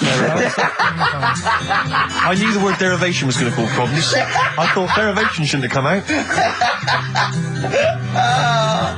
No, I wasn't disputing. He's all smug because he just had a phone call. That was Beck, lost cause. Go on, tell him why you're all smug. Because Adrian just called up. Yeah. After hearing the story about the Chinese kid. Yeah. And he said, yeah, that's true. He said that there was a TV programme on it. Yeah. He had a chromosome defect. Yeah.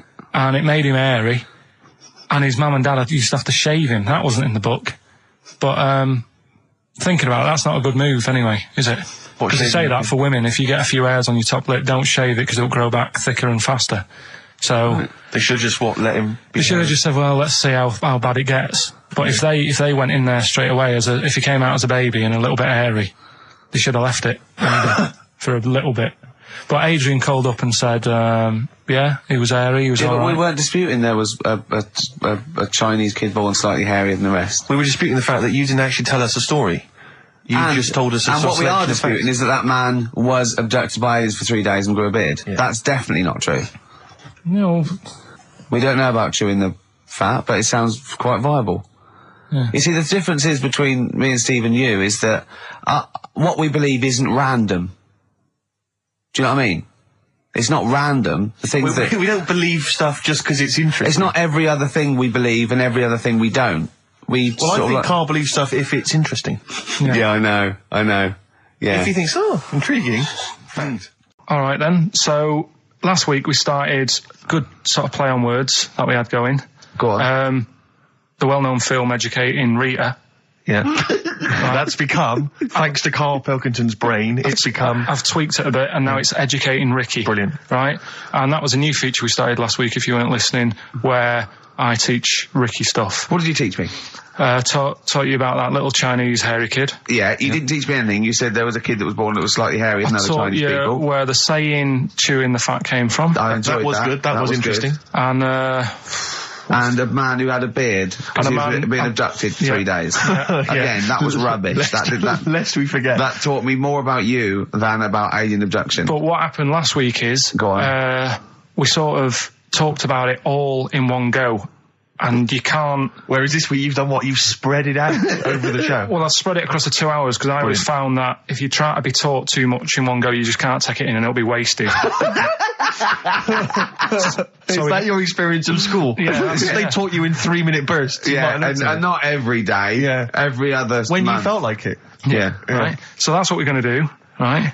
So we've got Educating Ricky coming up. That's Educating Ricky across the 2 hours. Okay, look forward to and that. what I do is I've made little headlines again, and you decide which story you want to go for first. Well, give me the first headline. No, not yet. We'll do that in a bit. Give me a teaser. Hang on a minute, I'm telling you what else. Oh, yeah. I think so, because last night, right, I mean, this is part of Educating Ricky in a way, but something I learned last night was that tarantulas only bite you if you annoy it. Right. They don't, do you know how people say, if you're in a sleeping bag living in a jungle, a spider will get in there and it'll bite you? Apparently not. You've got to really annoy it. The thing that it really hates is having its leg sort of twisted. It hates having its leg twisted. Right. Yeah, but that's more for... Is that what they said in a documentary? No, actually said Almost certainly not, Steve. Almost certainly not. Were you watching a documentary? No, I was reading it. Oh, you're reading it. And it was this guy... Was it scrawled on the wall in like a public toilet? No, I'll tell you more about that later. Oh, It's right, part of the... Educating Ricky. So, Carl, I know you've been thinking this through. What have you got? So, Educating Ricky, we did it last week. It's where I teach you some stuff, but rather than just teach you something, I tease you, so you want to know more, so you want to take in information, right? So, if only people had taught you like that, Carl. And also, it's the name of a film, sort of. Yeah. Nearly. Coming up soon, Henry VIII and his... Well, how many wives? Come back tomorrow, Carl, to find out. The little headlines I've got to sort of tease you with the story. Yeah, this is going to hurt me and I'm not very well. Go on. Right, we've got... So this is what... Sorry, I've just got lost for a minute there. It's Educating Ricky. This is Educating Ricky, and these are the stories that these are the things you're going to tell him. Yeah. But these are just headline versions. These are headlines This is not because the actual fact. then I think people will remember things. Okay, alright, so you sort of bullet points. Who can forget hairy Chinese boy? Indeed, I shall never forget that. Yeah. So, first headline, don't do that to it. You know it can't live without an head. I've got no idea. It could be about the French Revolution. It could be about anything. I know what it is. No, you think you do. But, No, it's not what I taught you. Is it the fact that cockroaches can live for 9 days without a head? That's part of it, but it's something different as well. That's what I thought we'd bring up. Okay, brilliant. So that's something to... Next one, if you won't work it out. If only it was raining. Brilliant. Okay. Go on. And the last one, what's tomato with you? What's tomato with you? Yeah. Look how pleased he is. You're obsessed with puns, aren't you, at the moment, Kay? It just works. I think it works. Yeah. You love puns. So, there you go. So which of those are you going to choose, right? Oh, well, I'm going to have to choose. Don't do that. You know it can't live without an head. Can we play a tune and we'll come back with that? I reckon. Find out what that is. Wow, what a history lesson that's going to be. Dandy Warhols and Bohemian Like You on XFM 104.9. I'm Ricky Gervais, with me Steve Merchant and Karl Pilkington. Karl, what's the story then? Right, so what did you say you're going for? You've got your 3 titles, your 3 teasers. Well, I think I'm going to go for Don't Do That to It. You know it can't live without an head. I'm looking forward to this. Right. So this is educating Ricky, for those that have just tuned in. Now, something that Ricky told me about when he was educating me was that a cockroach, if you cut its head off, it lives for a week. Yeah. Right? And the only reason it dies is because it can't take on water. Sure. It doesn't have a great time in that week, though, does it? No. I mean, it doesn't get much done, I don't imagine. It just needs water, and because it can't find any, like its eyes, it eventually dies. Yeah. Right? No. So what? No, it's not. That's not. It's 'cause Anyway. you can't drink. Anyway. So have you heard that one about worms? Okay. I have. Go on. If you cut a worm in half, Yeah. a lot of people have said in the past that it'll turn into 2 worms. Right. But that isn't actually true. Okay. Who said that? No, it used to be like,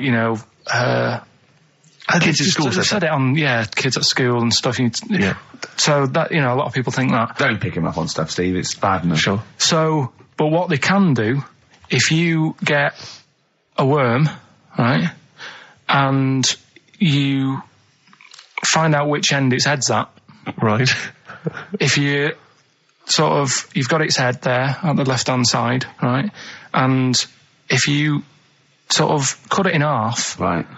but not in half, so there's more of its neck than the tail, if you know what I mean. Yeah. The bit that you've cut off will sort of die, and the rest of the worm will get better. So in a way, you can cut it in half, and it'll survive, but only one half will survive. Okay. Yeah? What have you learned there? I wish you hadn't chosen that one. I know, because it's not. There's nothing, is it? Yeah. You know that joke, how would you tell a worm's head from its eye? You put it in a bowl of flour and wait till it farts. Yes. Right? I told my mate that, right? And he went, what if it coughs? Yeah? Yeah?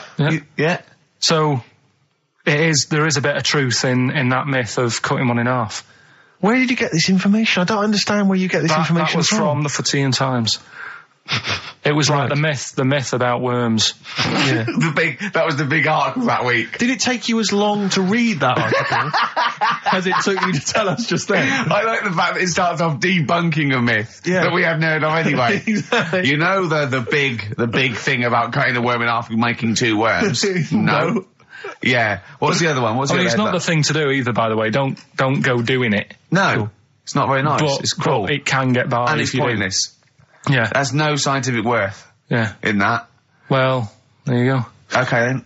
So the others now, you see What's the what I others? do. No, What's I the tell you others? the other titles. You're not having them yet. That's the whole idea of this. People will be driving or about to go out doing the shopping. They'll think about that now. What was the other 2? Well, the other 2 They won't were- think about that. They've forgotten No, that they will. already. They will. No, they've forgotten that already. If only it was raining, and what's tomato with you? Right, you've I'm got to looking tell forward us- to that one. No, you've got to tell them tomorrow with you. Look what's happening. You see, you already want more of education, and this is what listeners will be doing. I tell you, I wish you were a teacher. I so wish you were a teacher. Do you know what I mean? Kids would be saying, I know it's 3:30, but I don't want to go home. I want more. Yeah. And that's what I'm doing with you.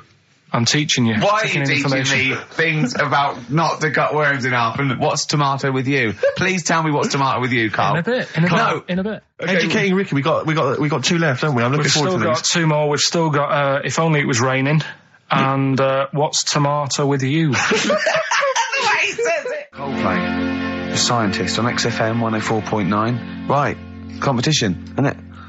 No, it's Educating Ricky Part 2. Oh, is it? Yep. I wasn't even listening. He's doing all the work, I wasn't even listening. Oh, and he spilled some water down that.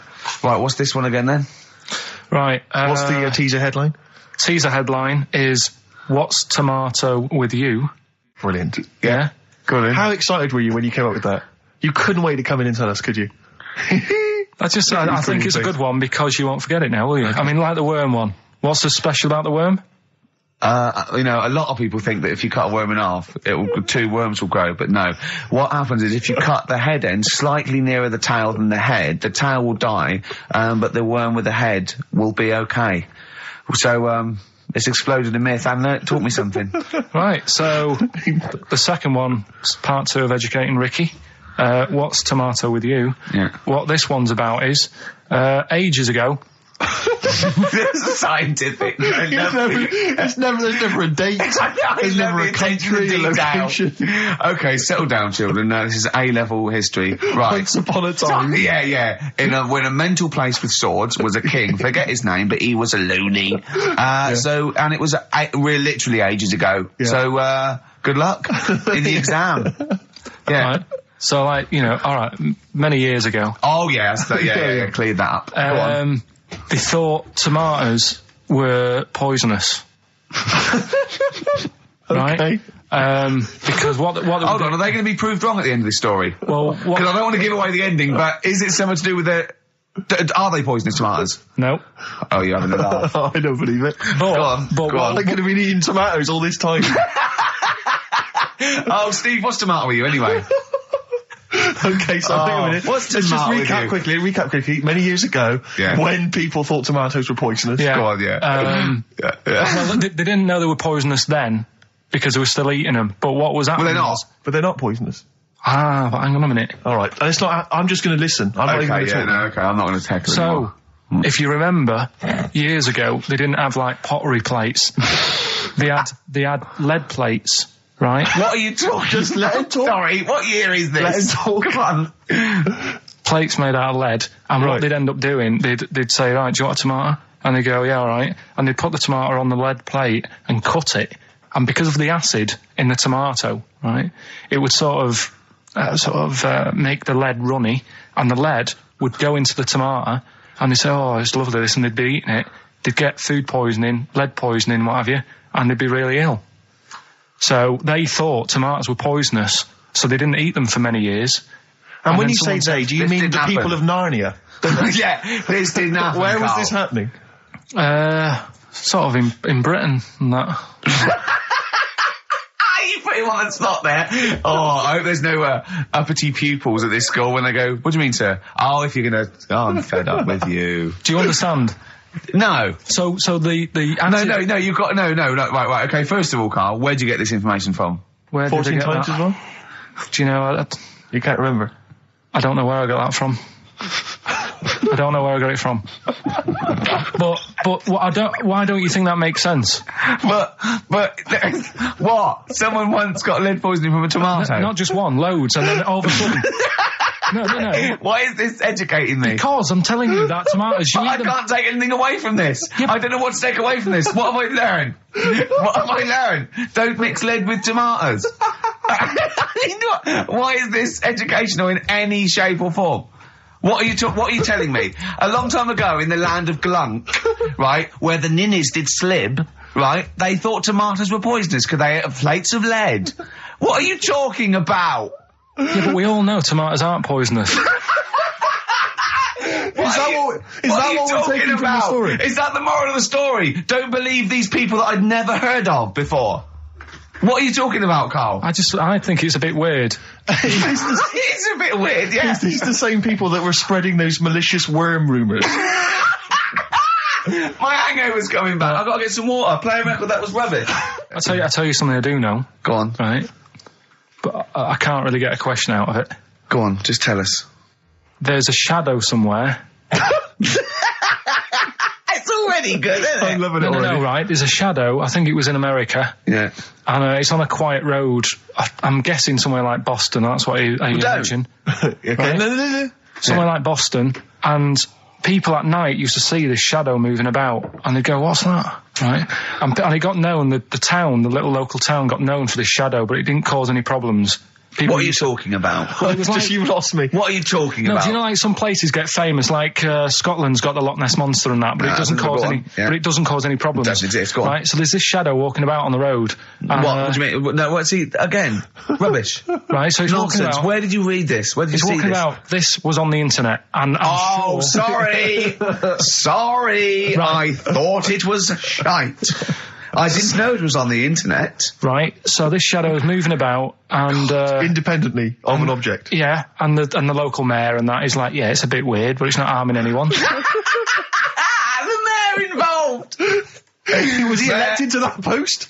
Hey, mayor, we got a problem down here. Seems like a shadow. Well, it's not causing any. No, it's Is just it causing any problems? Yeah, go on. But that's the thing. It was left for years, and then it did start causing problems. I see, that's it. If you leave these shadows to go unchecked, Rick, they go crazy. Yeah. You let them run amok in the city. Yeah. You've got to stand What down did it do? on What did it Roman do? shadows. What did the shadow do? It was pushing people off the bikes. It was what? It was pushing people off the bikes. Oh, I'll find out more for that next week. Right, that'll tease them. you're a maniac. We'll do more on that. We haven't had time for educating. Please never have children. Right, listen. You are Just promise me now you'll never have kids. We haven't got time. Okay, now, listen, so- all right, DJ Shadow, have we got time to give these tickets away? Yeah, if they just call up, we'll. No, I'll tell you what, I've got a question, right? Go on. Where does Karl think this may have taken place? If you've been listening to the show, where do you think this evil shadow has been running amok? Let us know. The number, Karl? Good question. 08700 800 1234. So, Excellent. but that's it. We are actually out of time. We are indeed. Now. Carl, I want you to tell Steve what you told me in the week. About the snake, about the anaconda, how to... Right, this is Carl's method.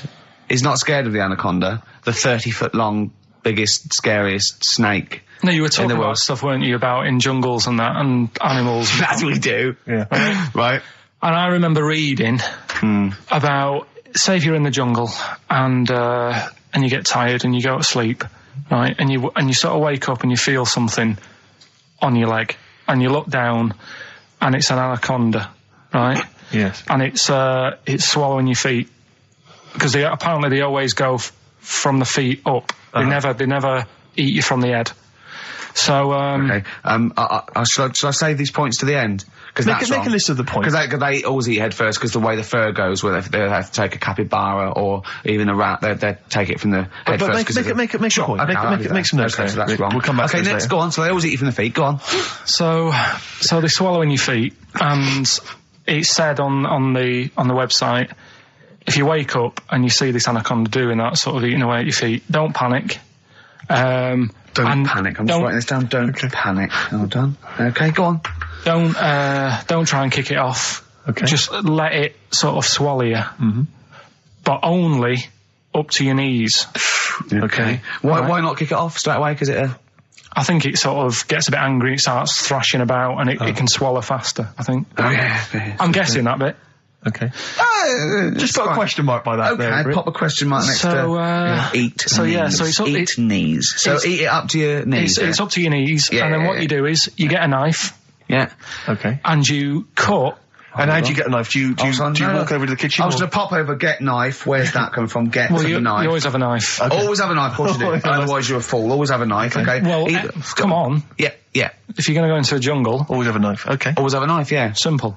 Could I just suggest something? You know, suppose you're wearing combat trousers, and the knife is actually in the trousers by the knee, the sort of pocket by the knee. What happens then? I suppose you could still reach in into the mouth, couldn't you? So anyway, you've got a knife. Let's say you've got a knife. Let's say you've fallen asleep. The anaconda's it's chewing your feet. You let it eat up to the knees. You've got a knife. What do you do then, Carl? Right. So it's up to your knees, and what you do, you get your knife that you got out of your pocket earlier, and you cut it at the mouth, right? Do you know, like either side of the lips? Right. So you're sort of cutting it in half. Right, like a Chelsea smile. And it can't, yeah, that's right. Yeah. It can't do anything. It wasn't ready for that. It can't move about because it's got, like, your legs in its mouth. Uh-huh. And peel it off and walk away.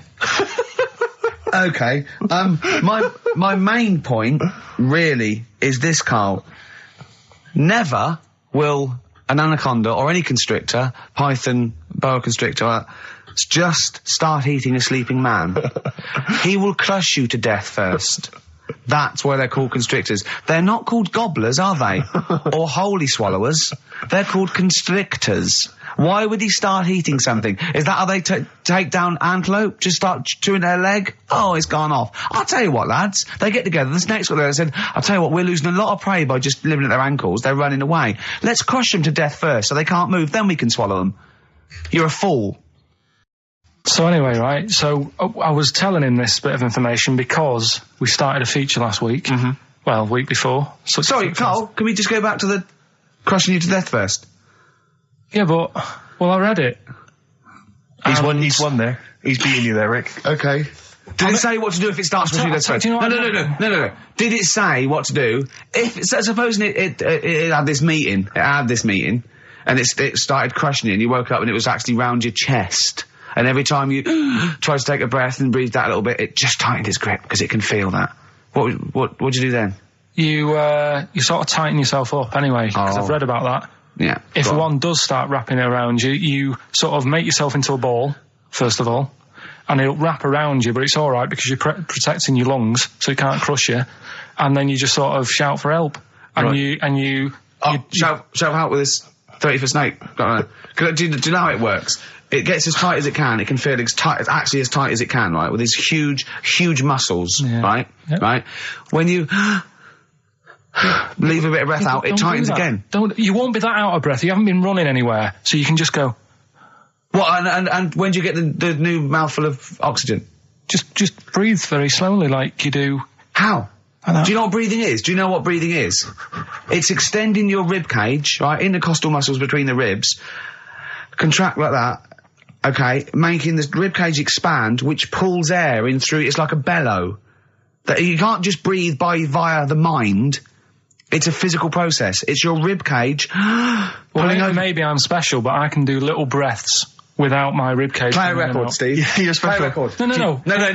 You can't take little breaths without moving your rib cage. Can I just give you the titles because we're running out of time? We've got a competition to do. Okay, all right. Let's just leave the anaconda discussion. Why don't you agree to disagree, and we'll see who survives if you crash land in the jungle. Right. So, what is this? What are you doing now? This is educating Ricky. Right? Oh, good. I'm going to look forward to this. Yeah. 3 topics that I teach you every week. Yeah. Now, obviously, I should just remind people, you normally summarise each of these in a kind of bullet point heading, which you tease us with. So what have you reduced them to this week? Right, we've got Stocking, Aitken and Waterman. Stocking, Aitken and Waterman. Good. Yeah. What else have we got? We've also got, what else is it? It's not his vault. Yeah? It's not what? It's not his vault. Okay. Yeah? And we've also got Get a Lobe of This. Get a Lobe of This? Yeah. Carl, they're genius. Rick will be choosing one of these after New Order. Foo Fighters and All My Life on XFM 104.9. I'm Ricky Gervais, with me, Stephen Merchant and Karl Pilkington. Just before we do educating Ricky, this is where Karl thinks he can give me something of interest and teach me something to take away. Last week I found out that somewhere in a strange land people thought tomatoes were poisonous because they ate them with lead. Things like that. What was the other one you told me? What else was it last week? Bit of worms. Cut me off. Yeah. Oh, I sent him a text message. I was on the train, a bit bored, and I read in, I think it was Metro, scientists have found out that worms get stressed, and they found out that the fat ones didn't live as long. And when they checked the thin ones that lived longer, they found out they had a gene for de-stressing them. Right? Carl, do you remember what you said? No. He went, well, that's stupid, isn't it? He said, did these other ones die of natural causes? I went, yeah. He went, all right. Because it could be that the fat ones couldn't get off the pavement quick enough and got squashed. So maybe the scientists go, yeah, we didn't. Yeah, they come to think of it, they were flat as well as fat. I think the reason that the worms are getting stressed is because people like Karl are cutting them in half to try and make 2 steaks. Yeah. Yeah. Two worms. Yeah. That's the concern. he said they can't even commit suicide if they're stressed by cutting their throat. I also sent what I thought was quite interesting, that the scientists have found that the elephant hasn't got the best memory. The sea lion has, based on they've got a sea lion, and they got it back into the old laboratory 10 years after it had taught it a simple trick, and it could still do the trick. What did you say to that, Carl? I'd say they don't get up to much anyway, so if you do teach it something, it is going to remember it. Sure. Because it's got nothing else to do. Yeah. And then it also, I mean, I like sea lions, they look nice and everything, but what do they do? What was that? Sea lions? Yeah, what are they here for? It's another jellyfish, as far as I'm concerned. It's like, it's there and people know about them, but what do they do? Yeah. What do we do? What do we do, Carl? Well, what do we do? A cat, first, Steve said, is good for your heart. So why is it all geared to what's good for us? Well. Anyway. Educating Ricky. Good, we've settled that then. Go on. The titles that are meant to sort of pull you in. Yeah. We've got, what was it? Stocking, Aitken and Waterman. Yeah. You've got It's Not His Vault. And Get a Load with This. Get a load with this. So, which pun do I pick first? I think I'll go for Get a Load with This. Get a lobe of this. Yeah, get a lobe of this, yeah. Well, that's a story about a girl who, she was deaf, right, for 4 years. And, it happened quite a bit back this. What year? Or was it, I think it was ages ago, was it? About, yeah, quite a bit back. She was deaf for about 4 years, having an argument with her mum, it said, which I didn't quite understand, because I don't know how they do that. Yeah. But she was having an argument, and a man pushed her against the wall, and she banged her head, and her hearing came back. Okay. Was she wearing a Walkman, and it fell out?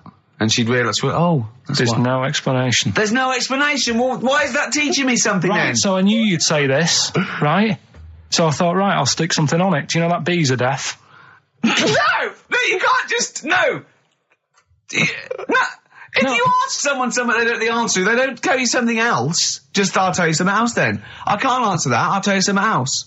Imagine that, if you asked a teacher. Look, how do birds fly? Wow, if you're going to do that, tallest building is, I mean, what? Well, that was the equivalent, Carl, of running away when we asked you a question. Yeah, the intellectual equivalent of going, look over there, there's a monster. Yeah. Listen. What do you mean? What she? Okay, so her hearing. There's no explanation. Back. There's no explanation, or you don't know. Well, there isn't one, is there? Really, it's a bit weird. But the only thing did doctors not look into it? No, I think they just said, "Oh, that's good." So again, I don't. Where did this information? Is that if you read this on the net? Is that all they put on the net? There was once a deaf woman who hit her head and she could hear. Came back. It was bizarre things about being deaf. Was there three Was there I've got that book. Yeah, it's a good book. That was there three more pages. You just couldn't be bothered to read on. Yeah. No, it was just a little bit. And was there a little picture, a cartoon picture? No pictures. I just read it. Ow! Look, ow! If you don't want to know, if you don't want to learn, you know. Yeah. Okay. It's not his vault. Let me have It's Not His Vault. You got to save this. This has got to teach me something. It'll be an interesting story. Right. It's not his vault. This fella. Yeah. What year? Ages ago? Olden times? I'd say in the 70s. Okay. Would you? Any evidence for that? And does he wear flares in the story? Right. Is that your reason? No, it's a bit like Yuri Geller, this fella, right? Where he's electric. He's electric. And if he walks past the telly would fizz. If he walked past the radio, it all goes like that. Ooh. His hair stuck up all the time. And he'd be having a bath and everything would be all right, and then the power would sort of switch on in his body, and the electric in his body made him jump out of the bath. So... What do you mean, so? What is that so? What does that so mean? You've given us nothing. You've given us nothing. You'd have to at least give us the scientific explanation. Yeah. Electric eels have 400 volts in them. Oh, is this the running away again? What was that one called? Yeah, but it's not his vault. But there's a reason not his fault. It's not his fault. I thought it was going to be something about. I think we should do these the other way round. I think you should tell us the story and then we'll hear the pun. It's not his fault. It's not his fault. Right, let's leave it. Play a tune. Educating Ricky. We're not doing it. No, we are. What? Don't look at me like that. Oh, Carl, you in a bad mood? The coral, I'm all right. dreaming of you. Right, do the last one. Carl's saying we're never doing this again because we don't appreciate it. Yeah, Carl, you don't know how good this feature is, mate. Right, last one. Yeah. Stocking, Aitken and Waterman. Go on then, tell me about that one. What's that? What am I going to learn from this? Right, well, do you know the saying, pot a sock in it? I like it already. Do you know the saying? Yeah. Right, well, do you know where it comes from? I assume it's shut up, so I'll stuff your mouth with a sock to shut you up. Years ago. Yeah. Sorry, am I right? No, not really. Ages ago. 1970s? 50s, Okay. I'd say. Do you know the old... I'd say. Do you know the old gramophone? Yeah. With the big horn on it? Yeah. Yeah. Right, well, those stereos didn't have a volume control on them. Right? So they'd be listening Oh, to so you the put a album, sock in the... and you'd mute. put something like a sock. That's a real one, you see. That's taught me something. That's good. That's excellent, Carl. That is the only one that counts, like chewing the fat, if they're true. I'm assuming they are. It works. It's of interest. I haven't got it verified yet, but that is educating Ricky. That's brilliant. I will say the other two were more entertaining. So, you know, I don't... Do you understand the distinction, though, between that one and Electrical Man? And, or I've hit me head, I can hear you, Mum. Yeah. Can you see the difference, though? Or... Not really, because when I read all three, I took something away from all of them. What did you take away from the other Electrical two? Man? I just thought, imagine that. Imagine how annoying that would be. But that's Yeah. not education, is And it, it's really? not taking anything No, but away. Think about it, right? We take our lives for granted all the time, don't you? You get up in the morning, it's like, oh, I'll get up and walk for a shower. Some people can't walk, right? Yeah. This guy, he can't even have a... Do you know what I mean? It's nice to have a bath, isn't it, when you've got time on your hands and Yeah. you can relax. This guy can't even do that. He might be all right for a bit, but he's not really enjoying it because at any moment it could strike. Yeah. So he can't even do that. He can't comb his hair because it keeps going a mess. Yeah. He can't watch his Nor can favourite... you. No, he can't. Does he fight crime? What does he do with his powers? I think he just has to sit around because he can't work with machinery. Right. Because he'll probably blow a fuse. Yeah, so he just sits around. Think about it, what can he do? What normal things can he do? Skateboarding. Going for long walks. Yeah. Put a wetsuit on. Well, he couldn't do that. Why? Ooh, water and electric. No, wetsuits aren't actually wet. They're dry initially. Just put a whole wetsuit on and walk round with flippers and A rub the wetsuit's sole. not like a dinner jacket that's like really wet. Well, Yeah. all I'm saying is think. Do you know what I mean? Oh, okay. And what was the other And one the again? girl's deaf for 4 years, hits her head. Yeah. That's just... What have you learned from that? What is that? Well, imagine how happy you'd be. Remember that time when I nearly died when I choked on a Mr. Freeze pop? Right? No, tell us that one again. No, I told you, didn't I? Tell us again. Yeah, but the people will remember it, and then it's... They weren't listening. Go on. What happened? It was ages ago when my mum and dad used to go out shopping on a Friday. 1970s? Get the food in. get a week's load of food in the cupboard and that, and we'd, they'd come in with all the food, and we'd all be like, oh, God, there's no food left on a Thursday, really, so we'd all be hungry on the Friday by the time the food got in. I love that. And That I'd they be wouldn't like- eat it. I imagine him like jackal puppies. Yeah. Just like licking your parents' mouth for food as they So- come through the door. So they come in from the supermarket, they're emptying the box. Our kid had got some biscuits and what have you. Frenzy, just a feeding frenzy, like pigeons. I grabbed the Mr. Freeze pop and knocked it back really quick, but it wasn't frozen, so I knocked it back so it was like a liquid, and it went down the wrong way, right, and I was choking, right, and I nearly died. It must have been about, how long can you go before you die? A couple of minutes to do Right, it. I reckon about a minute 50. Right, I was really close to dying. How do you know you were close to dying? Did your life flash before you? No, but I just was like... There's loads of instances of him eating pops. Yeah, exactly. I just was dead. 40 of those. Whatever, right? What do anyway. you think you'd see if your life flashed past you? What do you think, which elements would stand out for you, do you think? What? Start now, go back. What do you remember? What's the first thing you remember? As a kid. Yeah, just tell me Right, now. being in the hall and having our dog licking my face. That's your earliest memory? Yeah. Okay, what's the next one? Right, next one's probably being at primary school with Lindsay. Yeah. Was that your girlfriend? Well, a little friend who was a girl. Sure. And we used to have like tins with letters in, and you'd have to write stuff.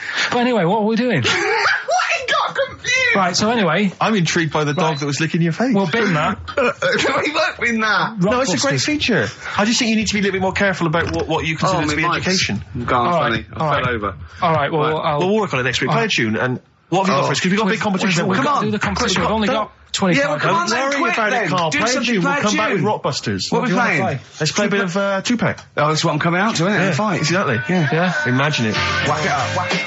Right, okay, let's get this show well and truly on the road. We better start educating Ricky next, Carl. What have you got for me? I can't wait for learning. I need learning. I need education. We should just Teach explain me something. obviously, for those that have just tuned in, Carl tries to teach Ricky 3 things each week. Based on the pun title, And yeah, each educating of them, just to tantalise Ricky, is abbreviated into some kind of headline. a cryptic clue involving a pun. So what have you got for us this week? They are really cryptic this week. Okay. Yeah. First story, little headline, is don't worry about him, he candle it. He candle it. Yeah. Sounds a bit like he can handle it, but it's not. Brilliant. Second one. Get a lobe of I'm Get a lobe of this. Some classics. Who can forget? Get a lobe of this. Yeah. Coming soon. And Stocking Aitken Waterman. Go on. Second one. I'm committed to this treatment. I'm committed to this treatment. Yeah. All right, tantalising. Yeah. And the last one, the police are causing a bit of a stare. The way he looks when he says it. I wish we could see. Can't we get Carl on telly? There's got to be a way. We cannot. With all the cable channels, anyone can get on telly these days. Let's let's phone up. Let's get you on Choice or something. Just Carl. What are you going for? Oh, he can handle it, I think. Don't worry about him, he candle it. He candle it. Okay, Sorry, let's hear this one. Right, are you familiar with the phrase burning the candle at both ends? Yeah. Do you know how it's come about? I know a man who does. I assumed that it was to get more light in the room. How would that work? Well, they'd put it sideways and light both wicks, so out of one candle they could get two. No, go on. No, what it is... It means you're doing too much, you're staying up too much, you're not getting enough sleep, and you're... Well, years ago, when they didn't have light bulbs and that. Oh yeah, what year is this? Literally ages ago, specifically. Yeah, quite a bit back. Mm-hmm. Okay. Didn't have light bulbs and that, so they used to have candles. When did the light bulb come in? Because I can't remember at the moment. Don't know. Okay, go on. So, so they've got a light bulb. You're not, you wouldn't know. You're a doctor. You're not a historian. Go on. And people who worked a lot of hours. Yeah. How many? Literally lots. They get up early in the morning because they have to be up early. Yeah. And it's dark outside, so they'd light the candle. Sure. And they'd wear it out a bit. And then they'd be getting in late as well. Yeah.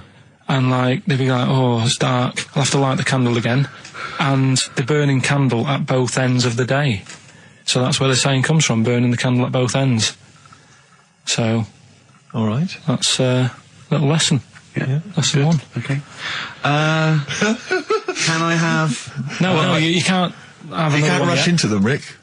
You've got to... I've got to soak in that. You've got to soak that one in. Any questions for Carl off the back of that? What do you think? So people were... I mean, basically where this comes from is people were... Literally burning the candle at both ends of the day. Sure. There you go. So we've still got... Go on. I'm committed to this treatment. And I can't wait. This is like Christmas Rick, I Eve for should me. just say- It's like Christmas. I've got to open another present now. No, I'm afraid we've got to save it. Rick, raw. Nirvana. Amazing. We were just talking. We were getting excited about that. Yeah, weren't we? got an incredible Brilliant. voice he has. And Grohl drumming it's brilliant.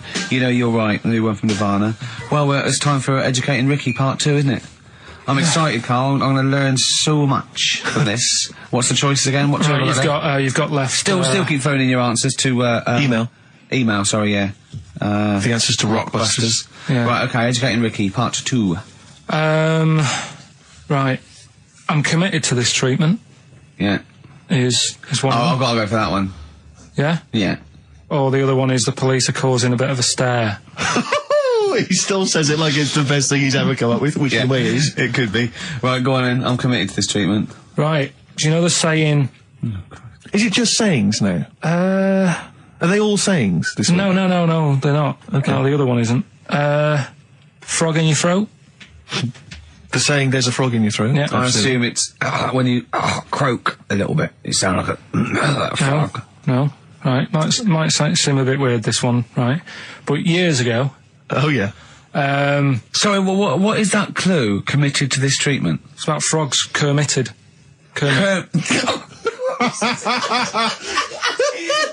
Probably works better with a K and an ER written down. Well, also, if you'd pronounced it committed, yeah, but not committed. Committed to this treatment. Right, go on then. That's genius. So yeah. Well, what? You go to the doctors and you go with throat hurting a bit. Right. And what they did ages ago. Ages ago? What year was this approximately? We are going back quite a bit with this one. Oh, okay, go on. And the doctor would say... did history. Imagine years ago. Go on. And the doctor would say, right, keep your mouth open and you just look at your tonsils.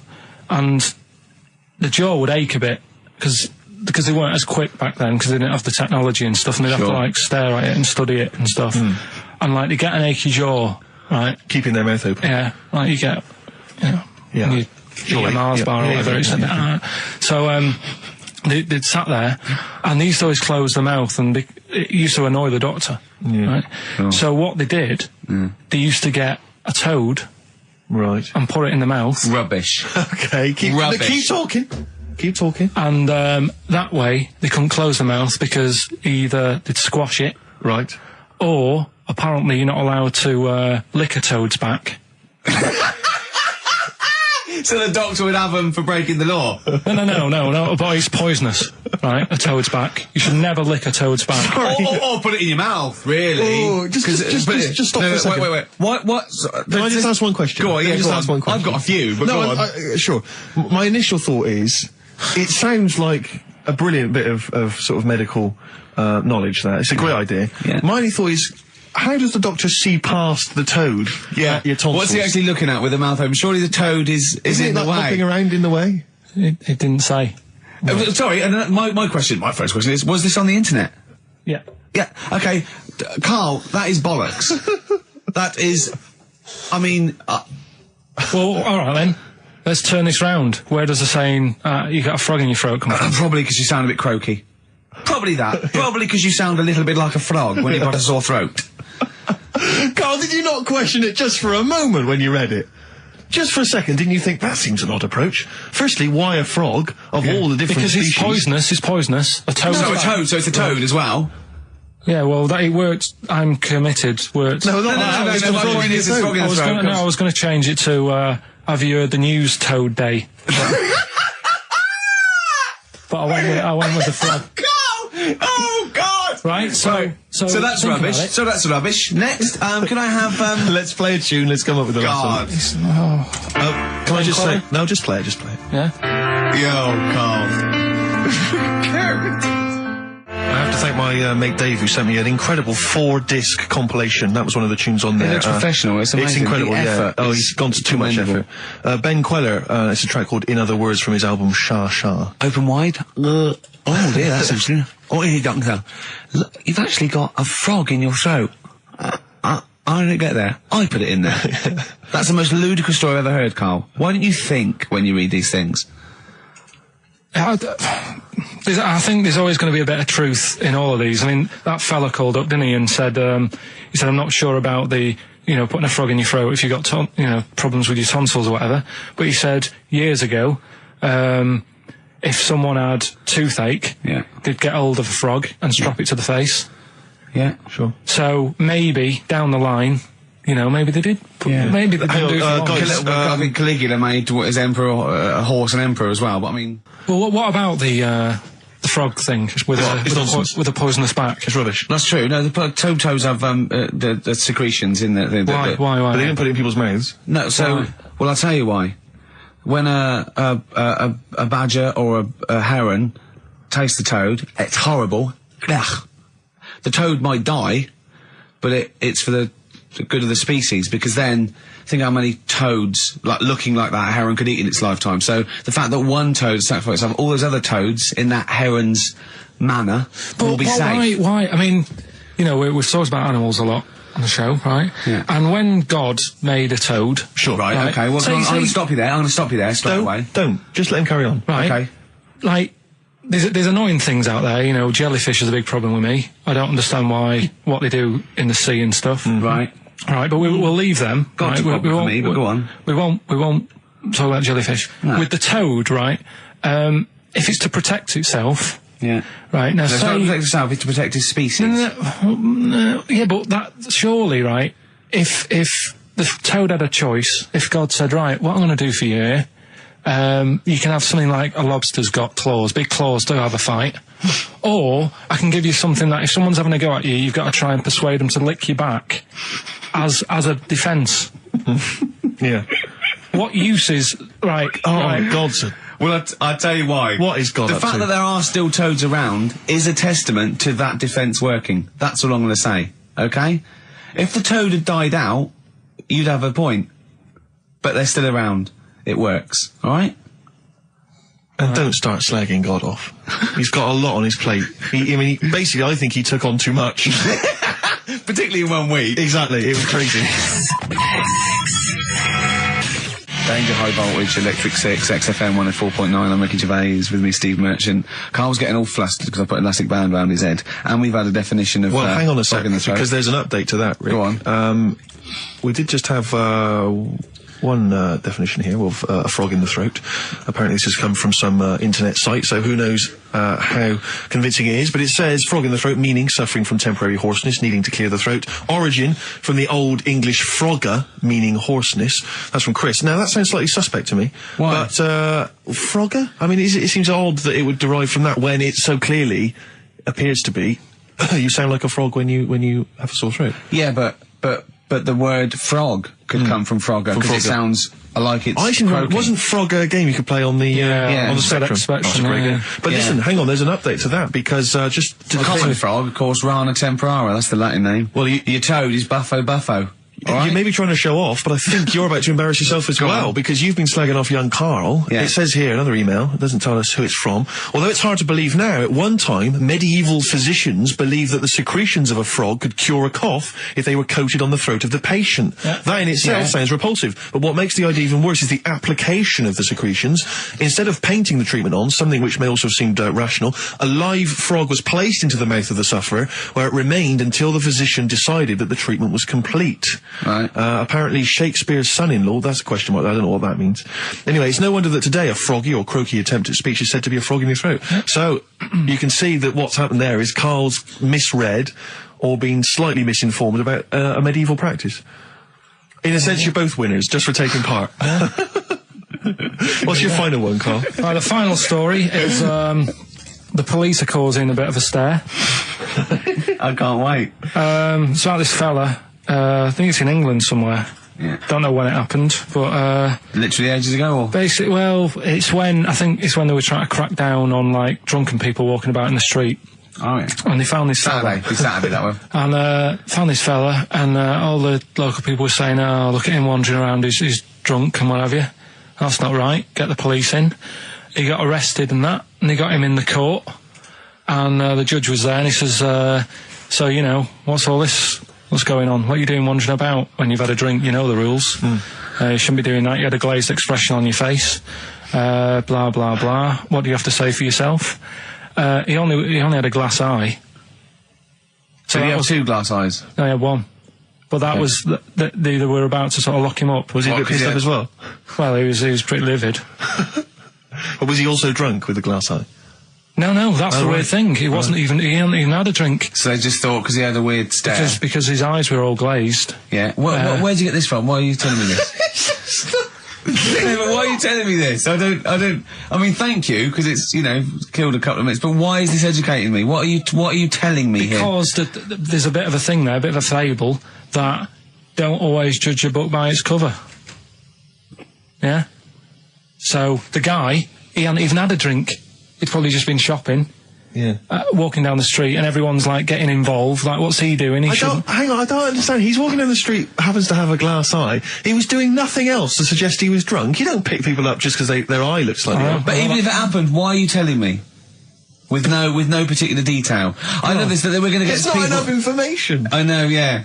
No, there's a bit of a lesson there, educating Ricky. Just watch what you say. Don't always jump to conclusions. The only education I can take from that is that if I ever do become a policeman, I shouldn't just arrest people because they look a bit drunk. I should just tap their eye with a pen. And goes, oh, okay, on you go. Oh. On you go, yeah. Guys, can I just stop you there? I'm just going to email Richard Anderson and tell him I agree. Right, listen, we're running out of time on that. Where does the phrase frog in the throat come from? We've got it here. He's been told us. Well, there's three. We've played a tune and come out with that. Have we got anything lined up?